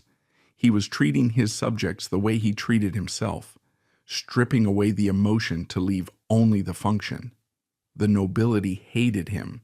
He forced them to pay taxes. He banned them from beating their serfs. He opened up the royal parks to the public. He walked among the common people, refusing to bow to etiquette. This sounds democratic, but it wasn't. It was misanthropic. He despised the nobles. He remembered how they gossiped about Isabella. He remembered their fake smiles. He wanted to humiliate them. By elevating the peasants, he was dragging the aristocracy down to his level of unhappiness. But the tragedy of Joseph's reign is that the peasants didn't love him for it. They didn't understand him. They wanted their old customs. They wanted their wooden coffins. They wanted their local languages. They saw him as a tyrant who interfered in their lives. Joseph was baffled. He was giving them freedom, and they were throwing rocks at his carriage. He wrote to his brothers in despair, "I am killing myself for these people," he said, "and they hate me." He didn't realize that you cannot force people to be free. You cannot force them to be happy. Just like he couldn't force Isabella to love him. His isolation became absolute. He ate alone. He worked alone. He slept alone. The ghost of Isabella was always there. It's impossible to disconnect his frenetic political activity from his private void. A man who goes home to a loving family can handle political failure. A man who goes home to an empty room and a stack of paperwork has no buffer. The state was his wife. The state was his child, and the state was cheating on him. In 1787, the situation exploded. The Austrian Netherlands, modern-day Belgium, rose in revolt. They were tired of his reforms. They were tired of his interference. Then Hungary threatened to rebel. The empire was cracking. Joseph reacted with fury. He sent in troops. He suspended constitutions. He was becoming the very thing he hated, a despot. He was trying to hold on to power with an iron grip because he had lost control of everything else. Then came the war. Catherine the Great of Russia invited Joseph to join her in a war against the Ottoman Empire. It was a foolish war. Austria had nothing to gain. But Joseph went. Why? Maybe he wanted glory. Maybe he wanted a distraction. Or maybe subconsciously, he wanted to die. He rode out at the head of his army in 1788. He wasn't a young man anymore. He was 47, broken down by overwork and stress. The campaign was a disaster. The heat was unbearable. The swamps of the Danube were breeding grounds for disease. The army was poorly supplied. Men died by the thousands from dysentery and malaria. Joseph refused to spare himself. He slept in tents. He rode in the rain. He pushed his body to the limit. It was a slow suicide. He caught tuberculosis. It started as a cough, a persistent hacking cough that kept him awake at night. Then came the fever, the night sweats, the blood on the handkerchief. Joseph knew what it was. He had seen it kill enough people. He didn't panic. He accepted it with a grim satisfaction. Finally, the end was in sight. Finally, he could stop running. He returned to Vienna in late 1789, a dying man. The city was grim. The news from France was terrifying. The French Revolution had begun. His sister, Marie Antoinette, was in mortal danger. The mob was storming the Bastille. The old world was burning down. Joseph watched it from his deathbed. He realized that everything he had tried to build was collapsing. His reforms were being overturned. His provinces were in revolt. His sister was likely going to be executed. It was a symphony of failure. He spent his final months in the Hofburg, surrounded by doctors who couldn't help him. He was in constant pain. He couldn't breathe. But his mind remained sharp. He kept working. He signed papers while coughing up blood. He tried to negotiate peace with the Turks. He tried to pacify the Hungarians.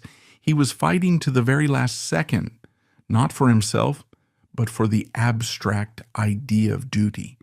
But in the quiet moments when the secretaries were gone, the memories must have returned. He was dying in the same palace where Isabella had died 27 years earlier. He was dying in the same palace where he had found the letters. The circle was closing. Did he forgive her? Did he forgive Mimi? Or did he carry the bitterness to the grave? There is a poignant story about his final days. He asked for his brother Leopold to come and take over. Leopold refused. He stayed in Florence. He knew Joseph was dying, but he didn't want to be associated with Joseph's unpopularity. He waited for him to die. Joseph was abandoned by everyone. The courtiers were already packing their bags to go to Leopold. The ministers were burning incriminating papers. The emperor lay alone in the vast cold room, listening to the clock tick. He called for his burial instructions.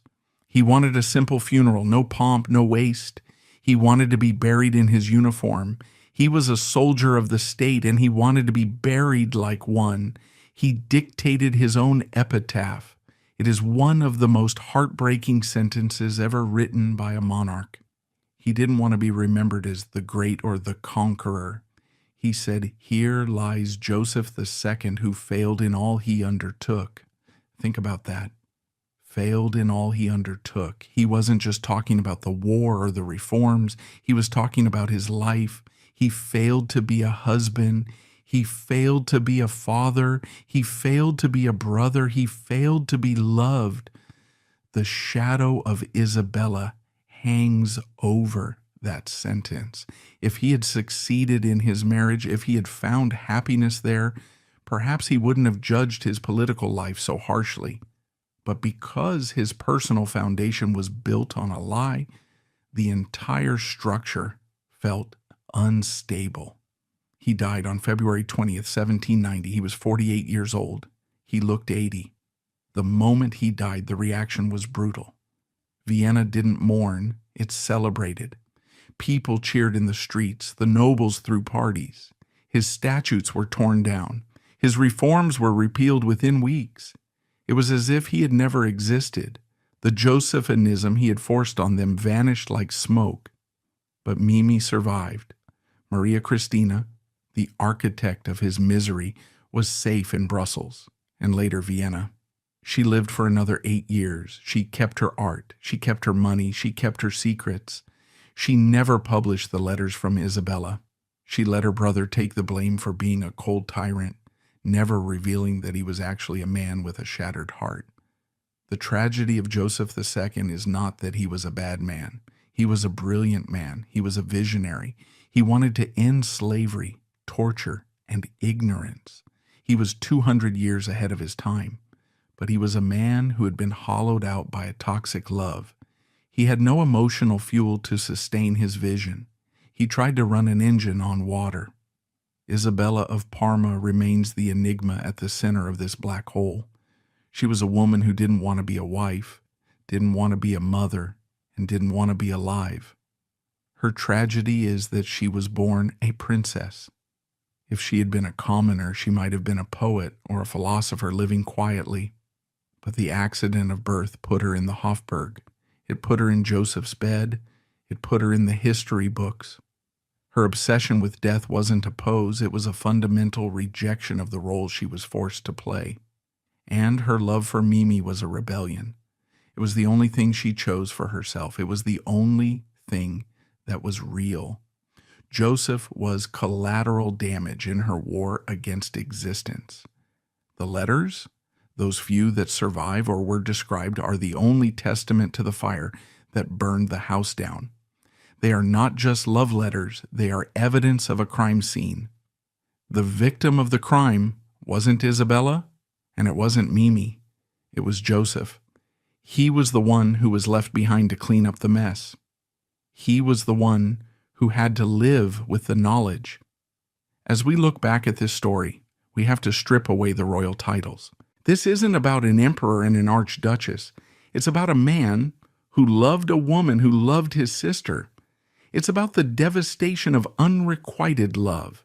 It's about the way secrets can rot a family from the inside out. Joseph II conquered lands, fought wars, and changed laws, but he never conquered the ghost in his bedroom. He died a defeated man because he couldn't defeat the memory of a woman who kissed him while thinking of someone else. Joseph II is dead. The tragedy is technically over. But to truly understand the wreckage he left behind, we have to go back to the weapon that killed him. We have to open that writing desk again. The letters between Isabella of Parma and Maria Cristina are not just historical documents. They are the black box recording of a crash. Historians often gloss over them, summarizing them as passionate. That is a weak word. Passionate implies romance. These letters are evidence of a psychological spiral that borders on madness. We need to conduct a forensic analysis of this correspondence. We need to strip away the lace and the powdered wigs and look at the raw human desperation underneath. What exactly did Isabella write that was so devastating it turned a loving husband into a tyrant? First, we have to understand the camouflage. In the 18th century, women lived in a separate sphere. Men ruled the state, the army, and the finances. Women ruled the domestic space. In this world, intense female friendships were not just allowed, they were encouraged. It was called romantic friendship. Women were expected to hold hands, share beds, and write flowery letters to each other. It was considered a sign of a sensitive, noble soul. Society didn't see it as sexual because society didn't believe women had independent sexualities. A woman's sexuality was defined by her relationship to a man.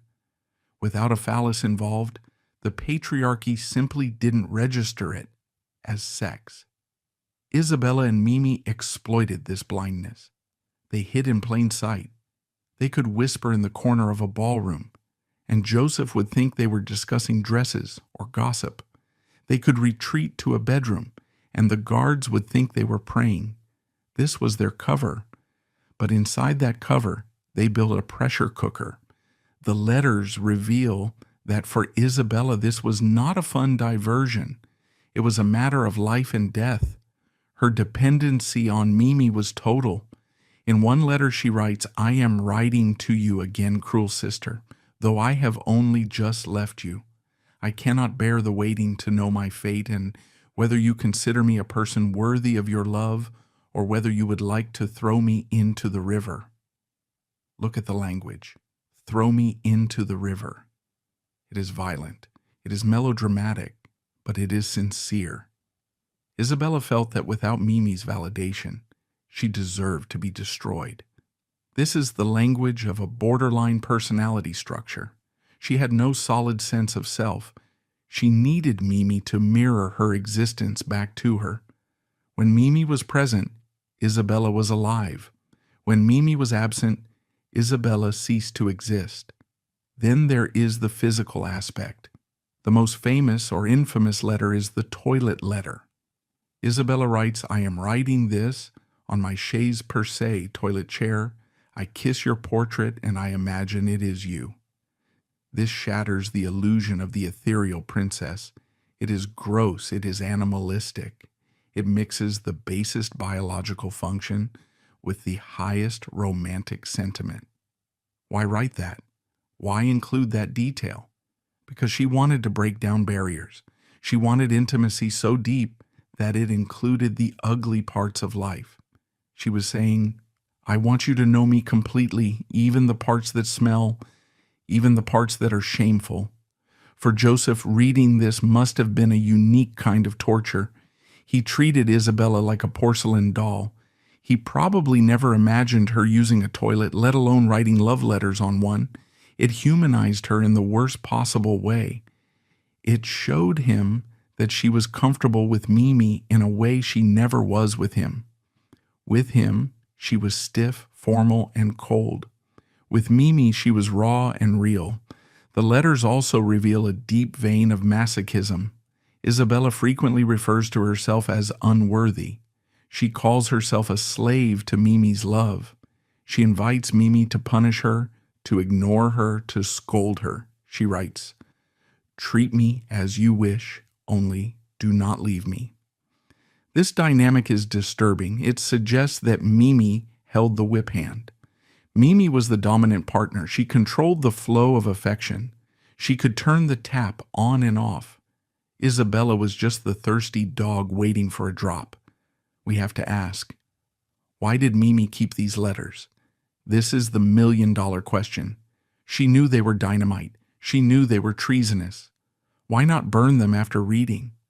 There are two theories. The first is vanity. Mimi was a narcissist. She loved being worshipped. These letters were trophies. They were proof that the most beautiful, intelligent woman in the court, the future empress, was obsessed with her. Keeping them was an ego boost. Every time she felt insecure, she could open the drawer and read about how she was a goddess, an angel, the sun, and the moon. The second theory is insurance. Mimi was smart. She knew courts are dangerous places. Having leverage over the future empress could be useful. If Isabella ever tried to turn on her, Mimi had the receipts. This makes Mimi a much darker character. It suggests she wasn't just a lover, she was an operator. She was collecting collateral. Joseph likely realized this too. When he found the stash, he didn't just see love, he saw manipulation. He saw his wife being played. He saw his sister collecting evidence. This explains his lifelong distrust of Mimi. He knew she was capable of calculating the value of a human heart. The religious context adds another layer of horror to the letters. Isabella was a Catholic. The Habsburgs were the defenders of the faith. Sodomy was a mortal sin. It led to hellfire. Isabella knew this. She mentions God in her letters, but often in a twisted way. She writes that she knows God will punish her. She writes that her love is a demon that possesses her. This is where her death wish intersects with her sexuality. She believed she was damned. She believed her love was a sin that could only be washed away by death. "I am good for nothing but to die," she writes. This wasn't just depression, it was religious guilt. She couldn't stop loving Mimi, so she had to stop living. Suicide was also a sin, but death by natural causes, like smallpox or childbirth, was a loophole. She prayed for the loophole. Joseph, reading this, would have felt a profound spiritual failure. He was supposed to lead her to righteousness. Instead, his marriage had led her to a state of mortal sin. He had failed as a husband and as a Christian patriarch. Let's look at the kissing the portrait imagery again. It appears multiple times. In the 18th century, miniatures, small portraits, were the main way people kept images of loved ones. Isabella was obsessed with Mimi's miniature. She treated it like a fetish object. She likely kept it on her body, perhaps hidden in her bodice against her skin. Imagine the scene. Joseph enters the room. Isabella is sitting there, looking calm. But underneath her dress, the portrait of his sister is pressing against her heart. She is literally branded by her lover. Joseph sits down, takes her hand, talks about the weather. Isabella smiles, but her mind is focused on the hard edge of the frame against her skin. It is a deception so physical, so constant, that it makes the air in the room toxic. The letters also reveal the mechanics of the triangle. Isabella often mentions Joseph. She doesn't call him by name, she calls him the obstacle or he. She writes, "He is coming tonight, I must prepare myself." She treats sex with Joseph as a medical procedure she has to endure. She writes about closing her eyes and dissociating. For a man, reading a detailed description of how his wife mentally escapes while he is making love to her is emasculating. It destroys his sexual confidence forever. Joseph never recovered from this. He likely wondered with every woman he met later, is she really here, or is she thinking of someone else? Is she laughing at me inside her head? This is why he stopped sleeping with women. He couldn't risk the humiliation of being physically present but emotionally invisible. We must also consider the incest factor. Mimi was Joseph's sister. In the eyes of the church, a sister-in-law was within the forbidden degrees of affinity. Sleeping with your sister-in-law was considered a form of incest. It wasn't just adultery, it was a violation of the family blood. It polluted the lineage. Isabella was polluting the Habsburg line, not biologically, but spiritually. Joseph was a man of order. He believed in the sanctity of the family tree. This affair turned his family tree into a tangled, perverse vine. It meant that his daughter, the little Archduchess, was the product of a body that belonged to his sister. It made everything feel unclean. There is a gap in the evidence that is frustrating but telling. We don't have the letters from the final days. The collection stops abruptly. Did Mimi destroy the last ones? Or did Isabella stop writing? It is likely that as she lay dying of smallpox, the writing stopped, but the whispering continued. The servants must have known. This is a detail often overlooked. You cannot hide an affair in a palace without the servants knowing. The maids who changed the sheets, the valets who carried the messages, the guards who stood outside the doors. They all knew. They saw the looks. They heard the giggles. They saw the flushed faces. Joseph realized this too. When he found the letters, he realized that he was the last person in Vienna to know. He was the emperor, the all-seeing eye of the state, but he had been blind in his own home. The servants had been laughing at him. The court had been whispering. His authority was a joke. This fueled his paranoia. If the servants knew and said nothing, they were traitors. If the court knew and said nothing, they were enemies. This specific betrayal explains the ruthlessness of his secret police later in life. Joseph created a network of spies that was legendary. He had spies in coffee houses, in theaters, in private salons. He wanted to know everything. He never wanted to be the last to know again. He weaponized information because lack of information had destroyed his life. The letters also show us that Isabella was smarter than Joseph. Her writing is sharp, witty, and philosophical. She references Voltaire and the classics. She runs circles around Joseph's plodding, earnest intellect. She was bored by him. That is a hard truth. He was a bore. He was intense, repetitive, and humorless. Mimi was fun. Mimi was artistic. Mimi was a challenge. Isabella needed intellectual stimulation as much as emotional validation. Joseph gave her lectures. Mimi gave her poetry. Joseph gave her structure. Mimi gave her chaos. Humans are often drawn to chaos when they feel dead inside. Chaos makes you feel something, even if it's pain.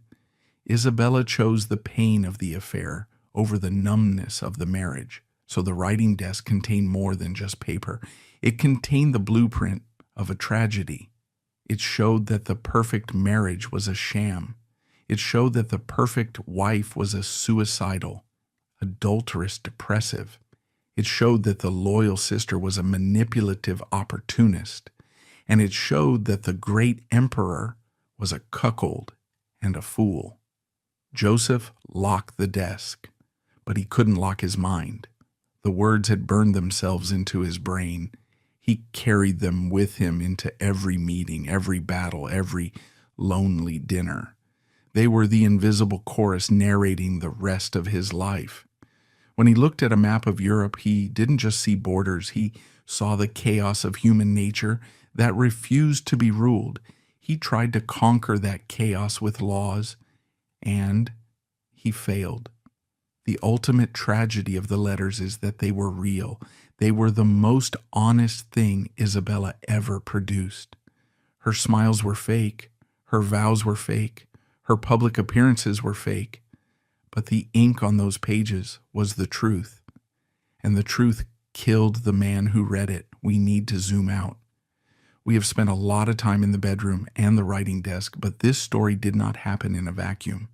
It happened in the nerve center of the most powerful empire in Europe. The Habsburg Palace wasn't just a home, it was a government building.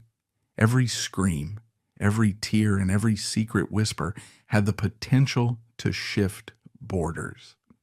The tragedy of Isabella and Joseph was a personal disaster, but it was also a geopolitical time bomb that nearly blew up the delicate peace of the 18th century. To understand the stakes, you have to look at the map. In the 1750s and 1760s, Europe was exhausted. The 7 Years' War had just ended. It was the first true world war, fought on multiple continents. Austria had survived, but barely. The key to Austria's survival was a shocking new alliance with its old enemy, France. This was the diplomatic revolution.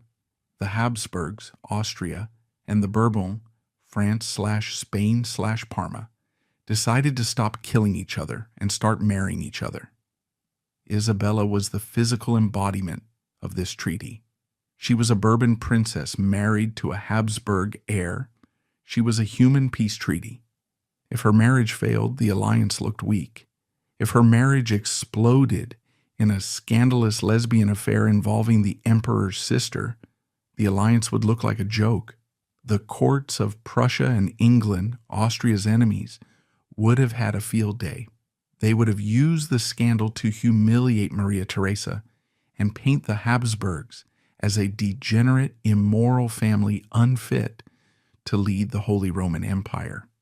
This explains the terrifying silence of Empress Maria Theresa. When she confiscated those letters, she wasn't just protecting her son's feelings. She was protecting national security. If Frederick the Great of Prussia had gotten his hands on Isabella's letters, he would have published them. He would have weaponized them. Look at the Austrians, he would have said. They can't even control their own wives. How can they control an empire? The ridicule would have weakened Austria's diplomatic standing instantly. Isabella likely knew this. She was educated in politics. She knew that her body was a state asset. By engaging in the affair with Mimi, she wasn't just cheating on her husband, she was sabotaging the state. This adds a layer of recklessness to her character. It suggests that her need for emotional relief was so overwhelming that she didn't care if she burned down the diplomatic revolution. She was willing to risk a European crisis for a kiss. Let's look at the psychology again, but through a modern lens. Today, we would diagnose Isabella with high-functioning depression or smiling depression. This is the most dangerous kind because it is invisible. The sufferer seems fine. They do their job. They smile at parties. They get married. But inside, the engine has stopped working. They are running on fumes. Isabella fits this profile perfectly. She performed her duties. She played the violin. She made conversation. But her letters reveal the internal monologue of a person in severe distress. I am nothing, she writes. I am empty. The contrast between her public performance and her private writing is textbook. High-functioning depressives often seek high-intensity experiences to feel alive. They engage in risky behaviors, gambling, substance abuse, Or in Isabella's case, a forbidden, dangerous love affair. The danger is the point. The adrenaline of almost getting caught is the only thing that cuts through the numbness. We also have to talk about the Habsburg curse. Usually, when people say this, they mean the genetic deformities caused by inbreeding, like the famous Habsburg jaw. But there was another curse, melancholy. A deep, pervasive genetic depression ran through the family lines of both the Habsburgs and the Bourbons. Isabella's grandfather, Philip V of Spain, was manic depressive. He would spend weeks in bed staring at the wall, refusing to speak. Her mother was notoriously unhappy. Isabella inherited this brain chemistry. She didn't have a chance. She was fighting a biological war in her own head before she even arrived in Vienna. Joseph, with his relentless optimism and energy, never understood this. He thought happiness was a choice.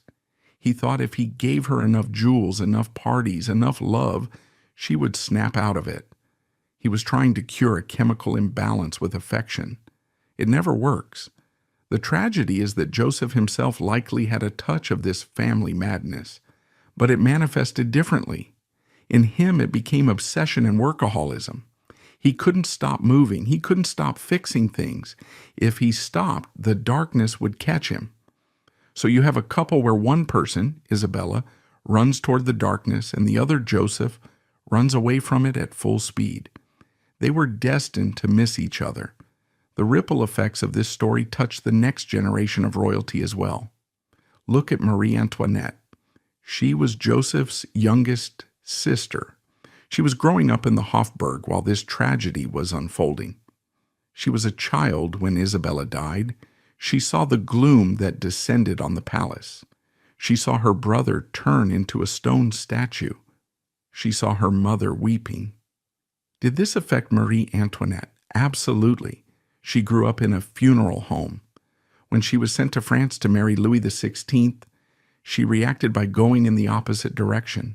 She partied, she gambled, she bought expensive dresses, she created a world of frivolity and noise to drown out the silence she had grown up with in Vienna. She was running away from the Habsburg melancholy just like Joseph, but she chose pleasure instead of work, and it led her to the guillotine. The ghost of Isabella is also present in the Josephinian reforms regarding the insane asylums. Joseph II was a pioneer in mental health. He built the Narrenturm, Tower of Fools, in Vienna, the first purpose-built mental hospital in the world. Before Joseph, the mentally ill were chained in prisons or hidden in basements. Joseph said, "No, they are sick, they need doctors." Why did he care so much about the mentally ill? Historians talk about his Enlightenment values, but look closer. He had lived with a woman who was mentally ill. He had loved a woman who wanted to die. He had seen the ravages of depression up close. He knew that money and power couldn't cure the mind. Building the Narrenturm was perhaps his way of trying to save the Isabellas of the world. He couldn't save his wife, so he built a hospital to save others. It is a monument to his failure and his hope. We must also consider the what-if scenario. What if Isabella had lived? What if she hadn't died of smallpox in 1763? It likely would have ended in a worse disaster. The affair with Mimi was escalating. The letters were getting riskier. Eventually, they would have been caught publicly. Or Isabella, in a fit of despair, might have committed suicide. A suicide of a future empress would have been catastrophic. The church would have denied her a funeral. The scandal would have been uncontainable. Or perhaps Isabella would have finally broken Joseph's heart while she was still alive. She might have told him to his face, "I don't love you." That confrontation would have been nuclear. Joseph, with his fragile ego, might have snapped. He might have locked her away in a convent. He might have annulled the marriage. In a twisted way, smallpox saved her reputation. Dying young preserved her image as the tragic beauty. It allowed the court to mourn her as a victim of fate rather than a villain of morality. It allowed Joseph to worship a dead saint instead of divorcing a living sinner. Death was the best PR agent Isabella ever had, but for Joseph the what if didn't matter. He was stuck with the what is, and what was a life of service without joy. He became the servant of the state because the position of husband was permanently vacant. He poured his libido into legislation. Every law he passed was a substitute for the life he didn't have. This is why his reign feels so frantic. He knew he was on a clock. He knew that life was short and brutal. Isabella had taught him that. She died at 21. His daughter died at 7. He died at 48. The lesson he learned from Isabella wasn't about love. It was about time. Do it now, he seemed to scream at his ministers. Change everything now, before the smallpox comes, before the darkness comes. The tragic irony is that his haste caused his failure. If he had been more patient, more empathetic, his reforms might have stuck. But he didn't have patience. He had trauma. He ruled like a man running out of a burning building. And in the end, the fire caught him anyway. The political legacy of the Isabella affair is invisible but real. It contributed to the harshness of the Austrian state in the late 18th century. It contributed to the alienation of the emperor from his people, and it contributed to the general atmosphere of doom that hung over the Habsburg monarchy as it entered the 19th century. The empire survived, but it was scarred. It carried the DNA of this tragedy in its bones. When we look at the portraits of Joseph II from his later years, we don't see a tyrant. We see a survivor. We see a man with eyes that have seen too much. He looks tired. He looks like a man who has been carrying a heavy box for 30 years, a box containing a stack of letters he can neither burn nor forget. The tragedy of Isabella isn't just a love story. It is the story of how a single broken heart can shape the destiny of millions. The tragedy of Isabella of Parma was not a solo performance. It was an ensemble piece. While Joseph and Isabella were the leads, there was a supporting cast of enablers, fixers, and silent witnesses who made the disaster possible. We have to look at the people standing in the shadows of the Hofburg, holding the candles while the house burned down. The most important of these was Empress Maria Theresa. Maria Theresa is often remembered as the mother of the nation, a benevolent matronly figure. The truth is sharper. She was a CEO. She ran the Habsburg monarchy like a corporation. Her children were her employees. When Joseph brought her the letters, she didn't just see a heartbroken son, she saw a public relations nightmare. She saw a breach of contract. Isabella had been hired to produce heirs and cement the French alliance. Instead, she had produced a scandal that threatened the moral foundation of the throne. The Empress's reaction was a masterclass in crisis management. She didn't scream. She didn't purge the court. She executed a containment strategy. First, she secured the physical evidence. The letters were taken from Joseph. They were not burned. Habsburgs rarely destroyed documents, just in case they were needed later as leverage, but they were buried in the deepest archives. She effectively put the scandal in a lead-lined box. Then she managed the personnel. Mimi was the problem asset. A weaker ruler might have banished Mimi to a convent in Hungary to rot. But Maria Theresa knew that banishing her favorite daughter would raise questions. Rumors would start. Why is the Archduchess gone? What did she do? So she kept Mimi close. She forced Mimi to act normal. She forced the family to perform the happy tableau even though they all knew the truth. This forced proximity was torture for Joseph, but it saved the brand. The Empress prioritized the brand over the mental health of her children. We also have to consider the role of Count Kaunitz. He was the state chancellor, the architect of the alliance with France. He was the man who brought Isabella to Vienna. Did he know? Kaunitz had spies everywhere. He ran the Black Chamber, the office that intercepted and read foreign mail.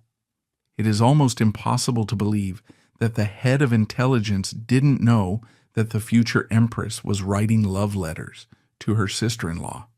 If Kaunitz knew, why did he do nothing? Because Isabella was too valuable. As long as she was pregnant, she was useful. Kaunitz likely calculated that a little romantic friendship was a harmless outlet for a bored princess. He underestimated the intensity. He treated human emotions like variables in a diplomatic equation. He thought he could balance the equation. He was wrong. The equation exploded. This is the flaw of the enlightened men of the 18th century. They thought everything could be managed with reason. They forgot that passion is unreasonable. The servants are the other silent chorus. In the Habsburg, privacy was a myth. A princess couldn't dress herself, bathe herself, or use the toilet without a witness. The maids who carried the letters, the valets who guarded the doors, they were the transmission belt of the scandal. They didn't speak to the emperor, but they spoke to each other. They spoke to the washerwomen spoke to the market vendors. By the time Isabella died, the rumor of her strange affection for Mimi was likely open knowledge in the back streets of Vienna. The people didn't know the details. They didn't know about the toilet letter. But they knew something was wrong. They sensed the rot. This contributed to the unpopularity of the court. The people felt that the aristocracy was decadent. They were right. While the peasants were starving, the royals were playing dangerous sexual games in their gilded cages. Then there is Prince Albert of Saxony. He enters the story as the solution to the Mimi problem. After the scandal, Mimi needed a husband. She needed a cover. Albert was perfect. He was poor, politically insignificant, and docile. He was grateful to marry into the Habsburg family. He likely knew about the rumors. He likely knew that his wife's heart belonged to a dead woman. He accepted the bargain. He got the title, the money, and the prestige. In exchange, he accepted a wife who was emotionally unavailable.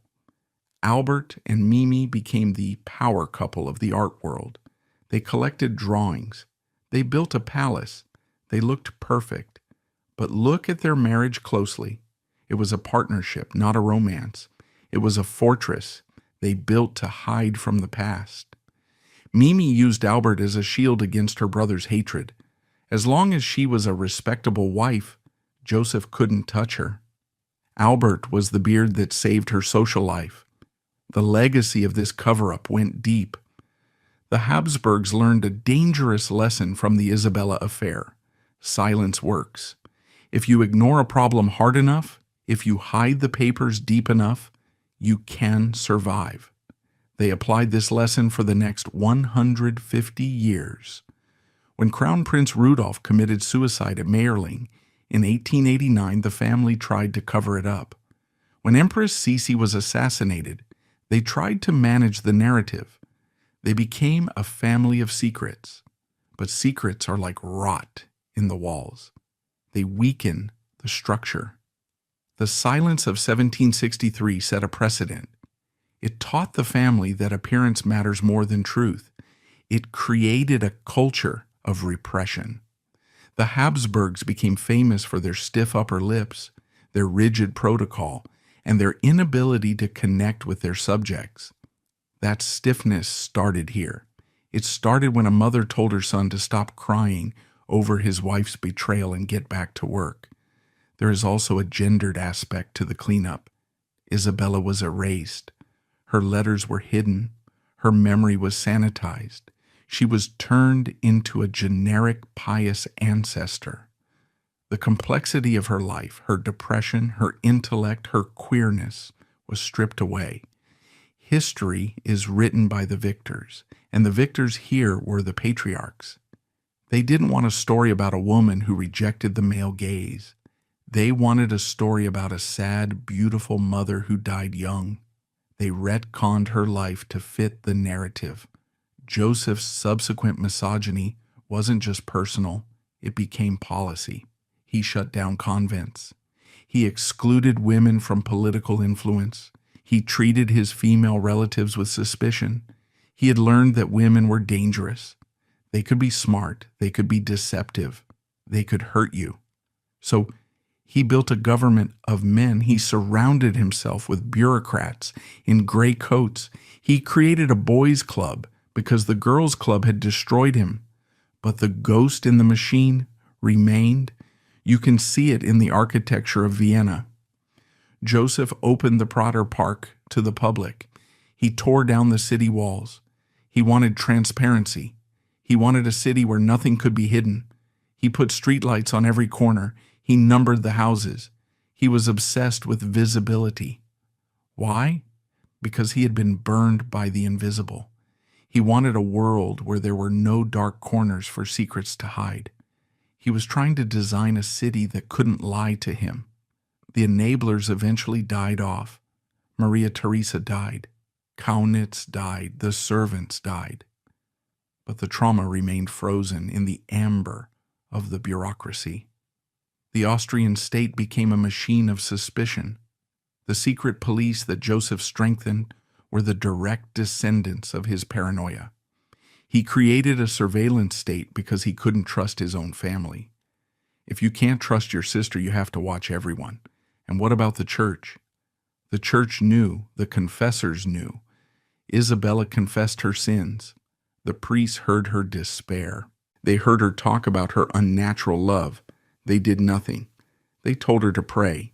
They told her to suffer. They viewed her suffering as redemptive. This is the cruelty of 18th century theology. Pain was seen as a ticket to heaven. The priests watched a woman disintegrate and called it piety. Joseph saw this hypocrisy. It fueled his anti-clericalism. He hated the monks, not just because they were lazy, but because they were complicit. They had watched his wife die by inches and offered only empty platitudes.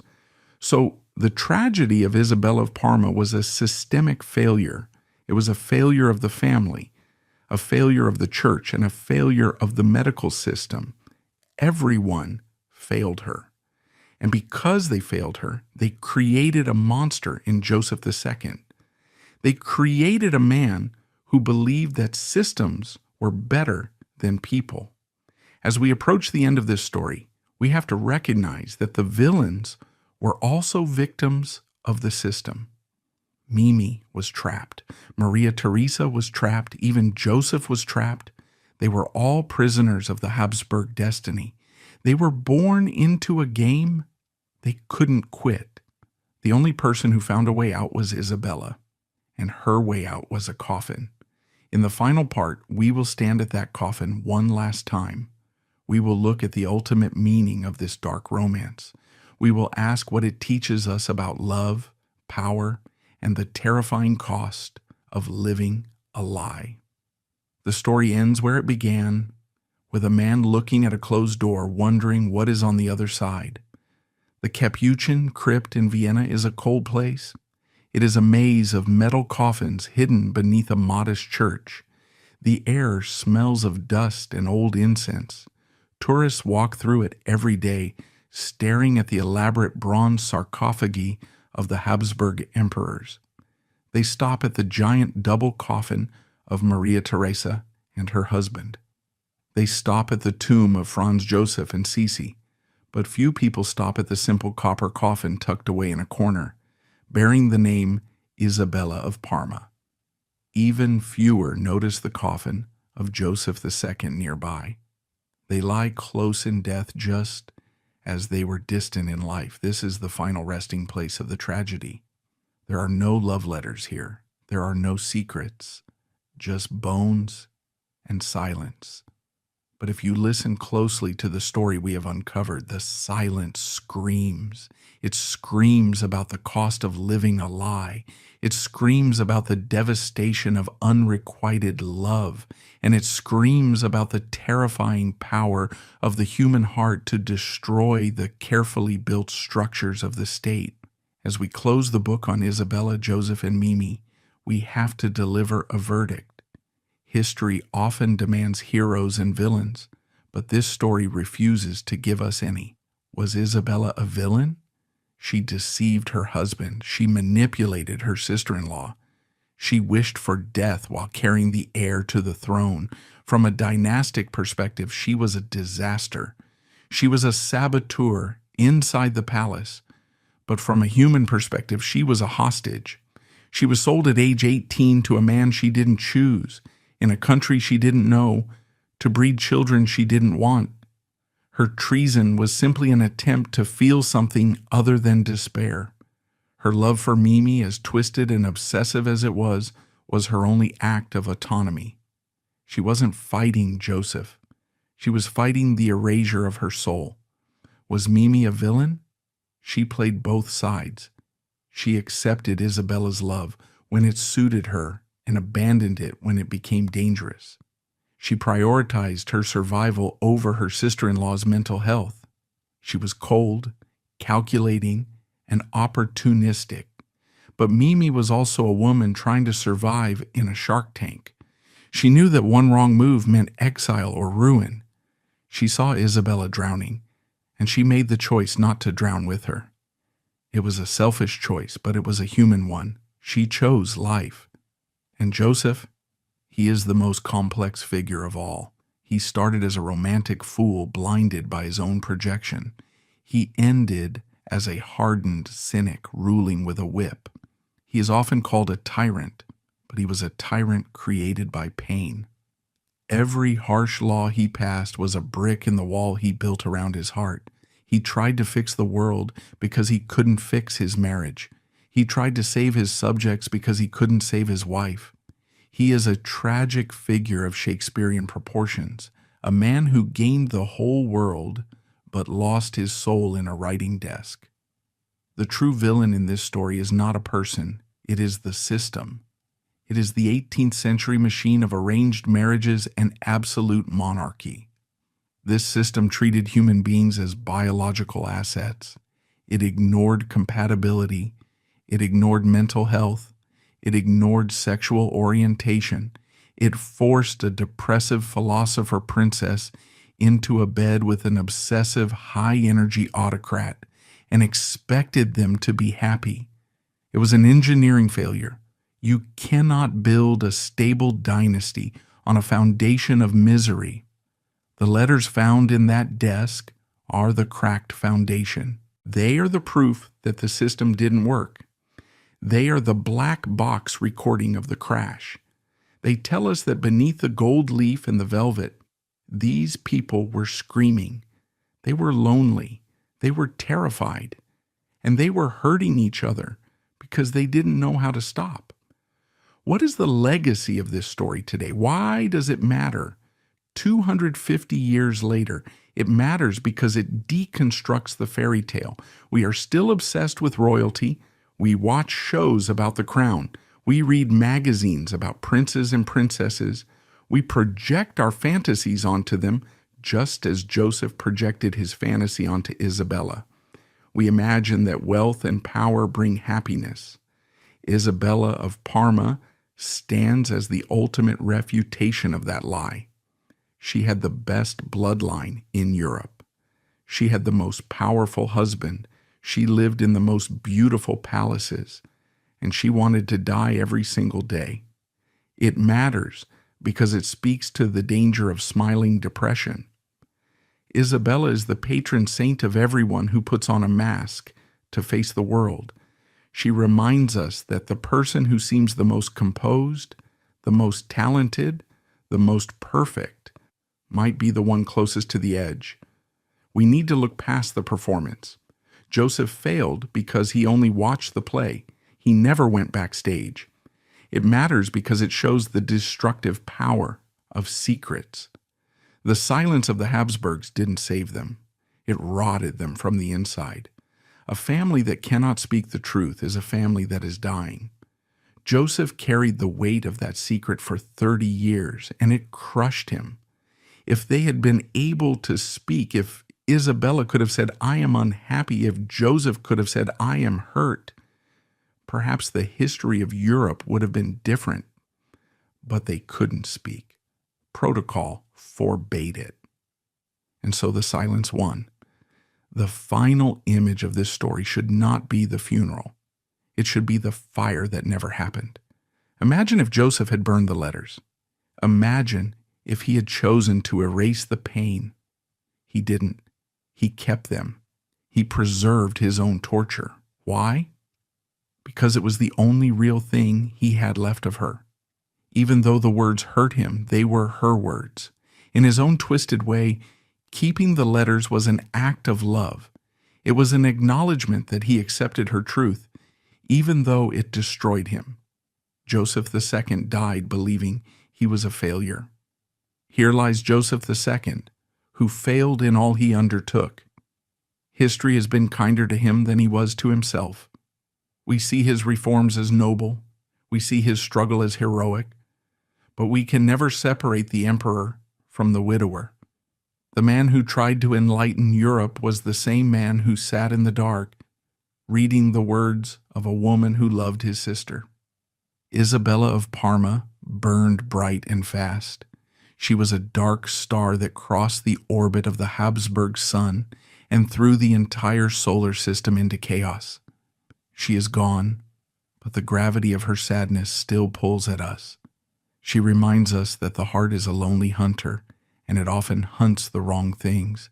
She reminds us that love is not always enough to save a life, and she reminds us that sometimes the most tragic stories are the true ones. As you leave the Capuchin crypt and step back into the bright sunlight of modern Vienna, the noise of the city returns, the trams rattle, the tourists chatter, the coffee houses are full, life goes on. But down there in the dark, in the copper coffin, Isabella is finally at peace. She has escaped the eyes of the court. She has escaped the demands of the crown. She has escaped the husband she couldn't love. She is finally, eternally alone with her secrets.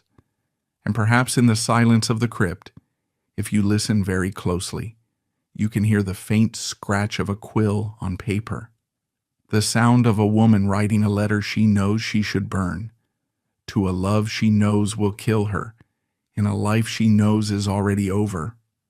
If you thought the history of the Habsburgs was just about boring treaties and inbred chins, think again. The story of Isabella and Joseph is a psychological horror movie disguised as a royal romance. It teaches us that power cannot buy intimacy, and that the person sleeping next to you might be 1,000,000 miles away. If you were moved by the tragedy of the Dark Archduchess, or if you think Joseph II deserved better, hit that like button. It helps the channel more than you know. And in the comments, tell me, was Isabella a victim of her time, or was she a selfish manipulator who destroyed a good man? I read every comment, and I want to know your verdict. Don't forget to subscribe and ring the bell. We dig deep into the archives to bring you the stories the history books try to hide. Until next time, keep questioning the official narrative, because the truth is usually hidden in a locked desk drawer.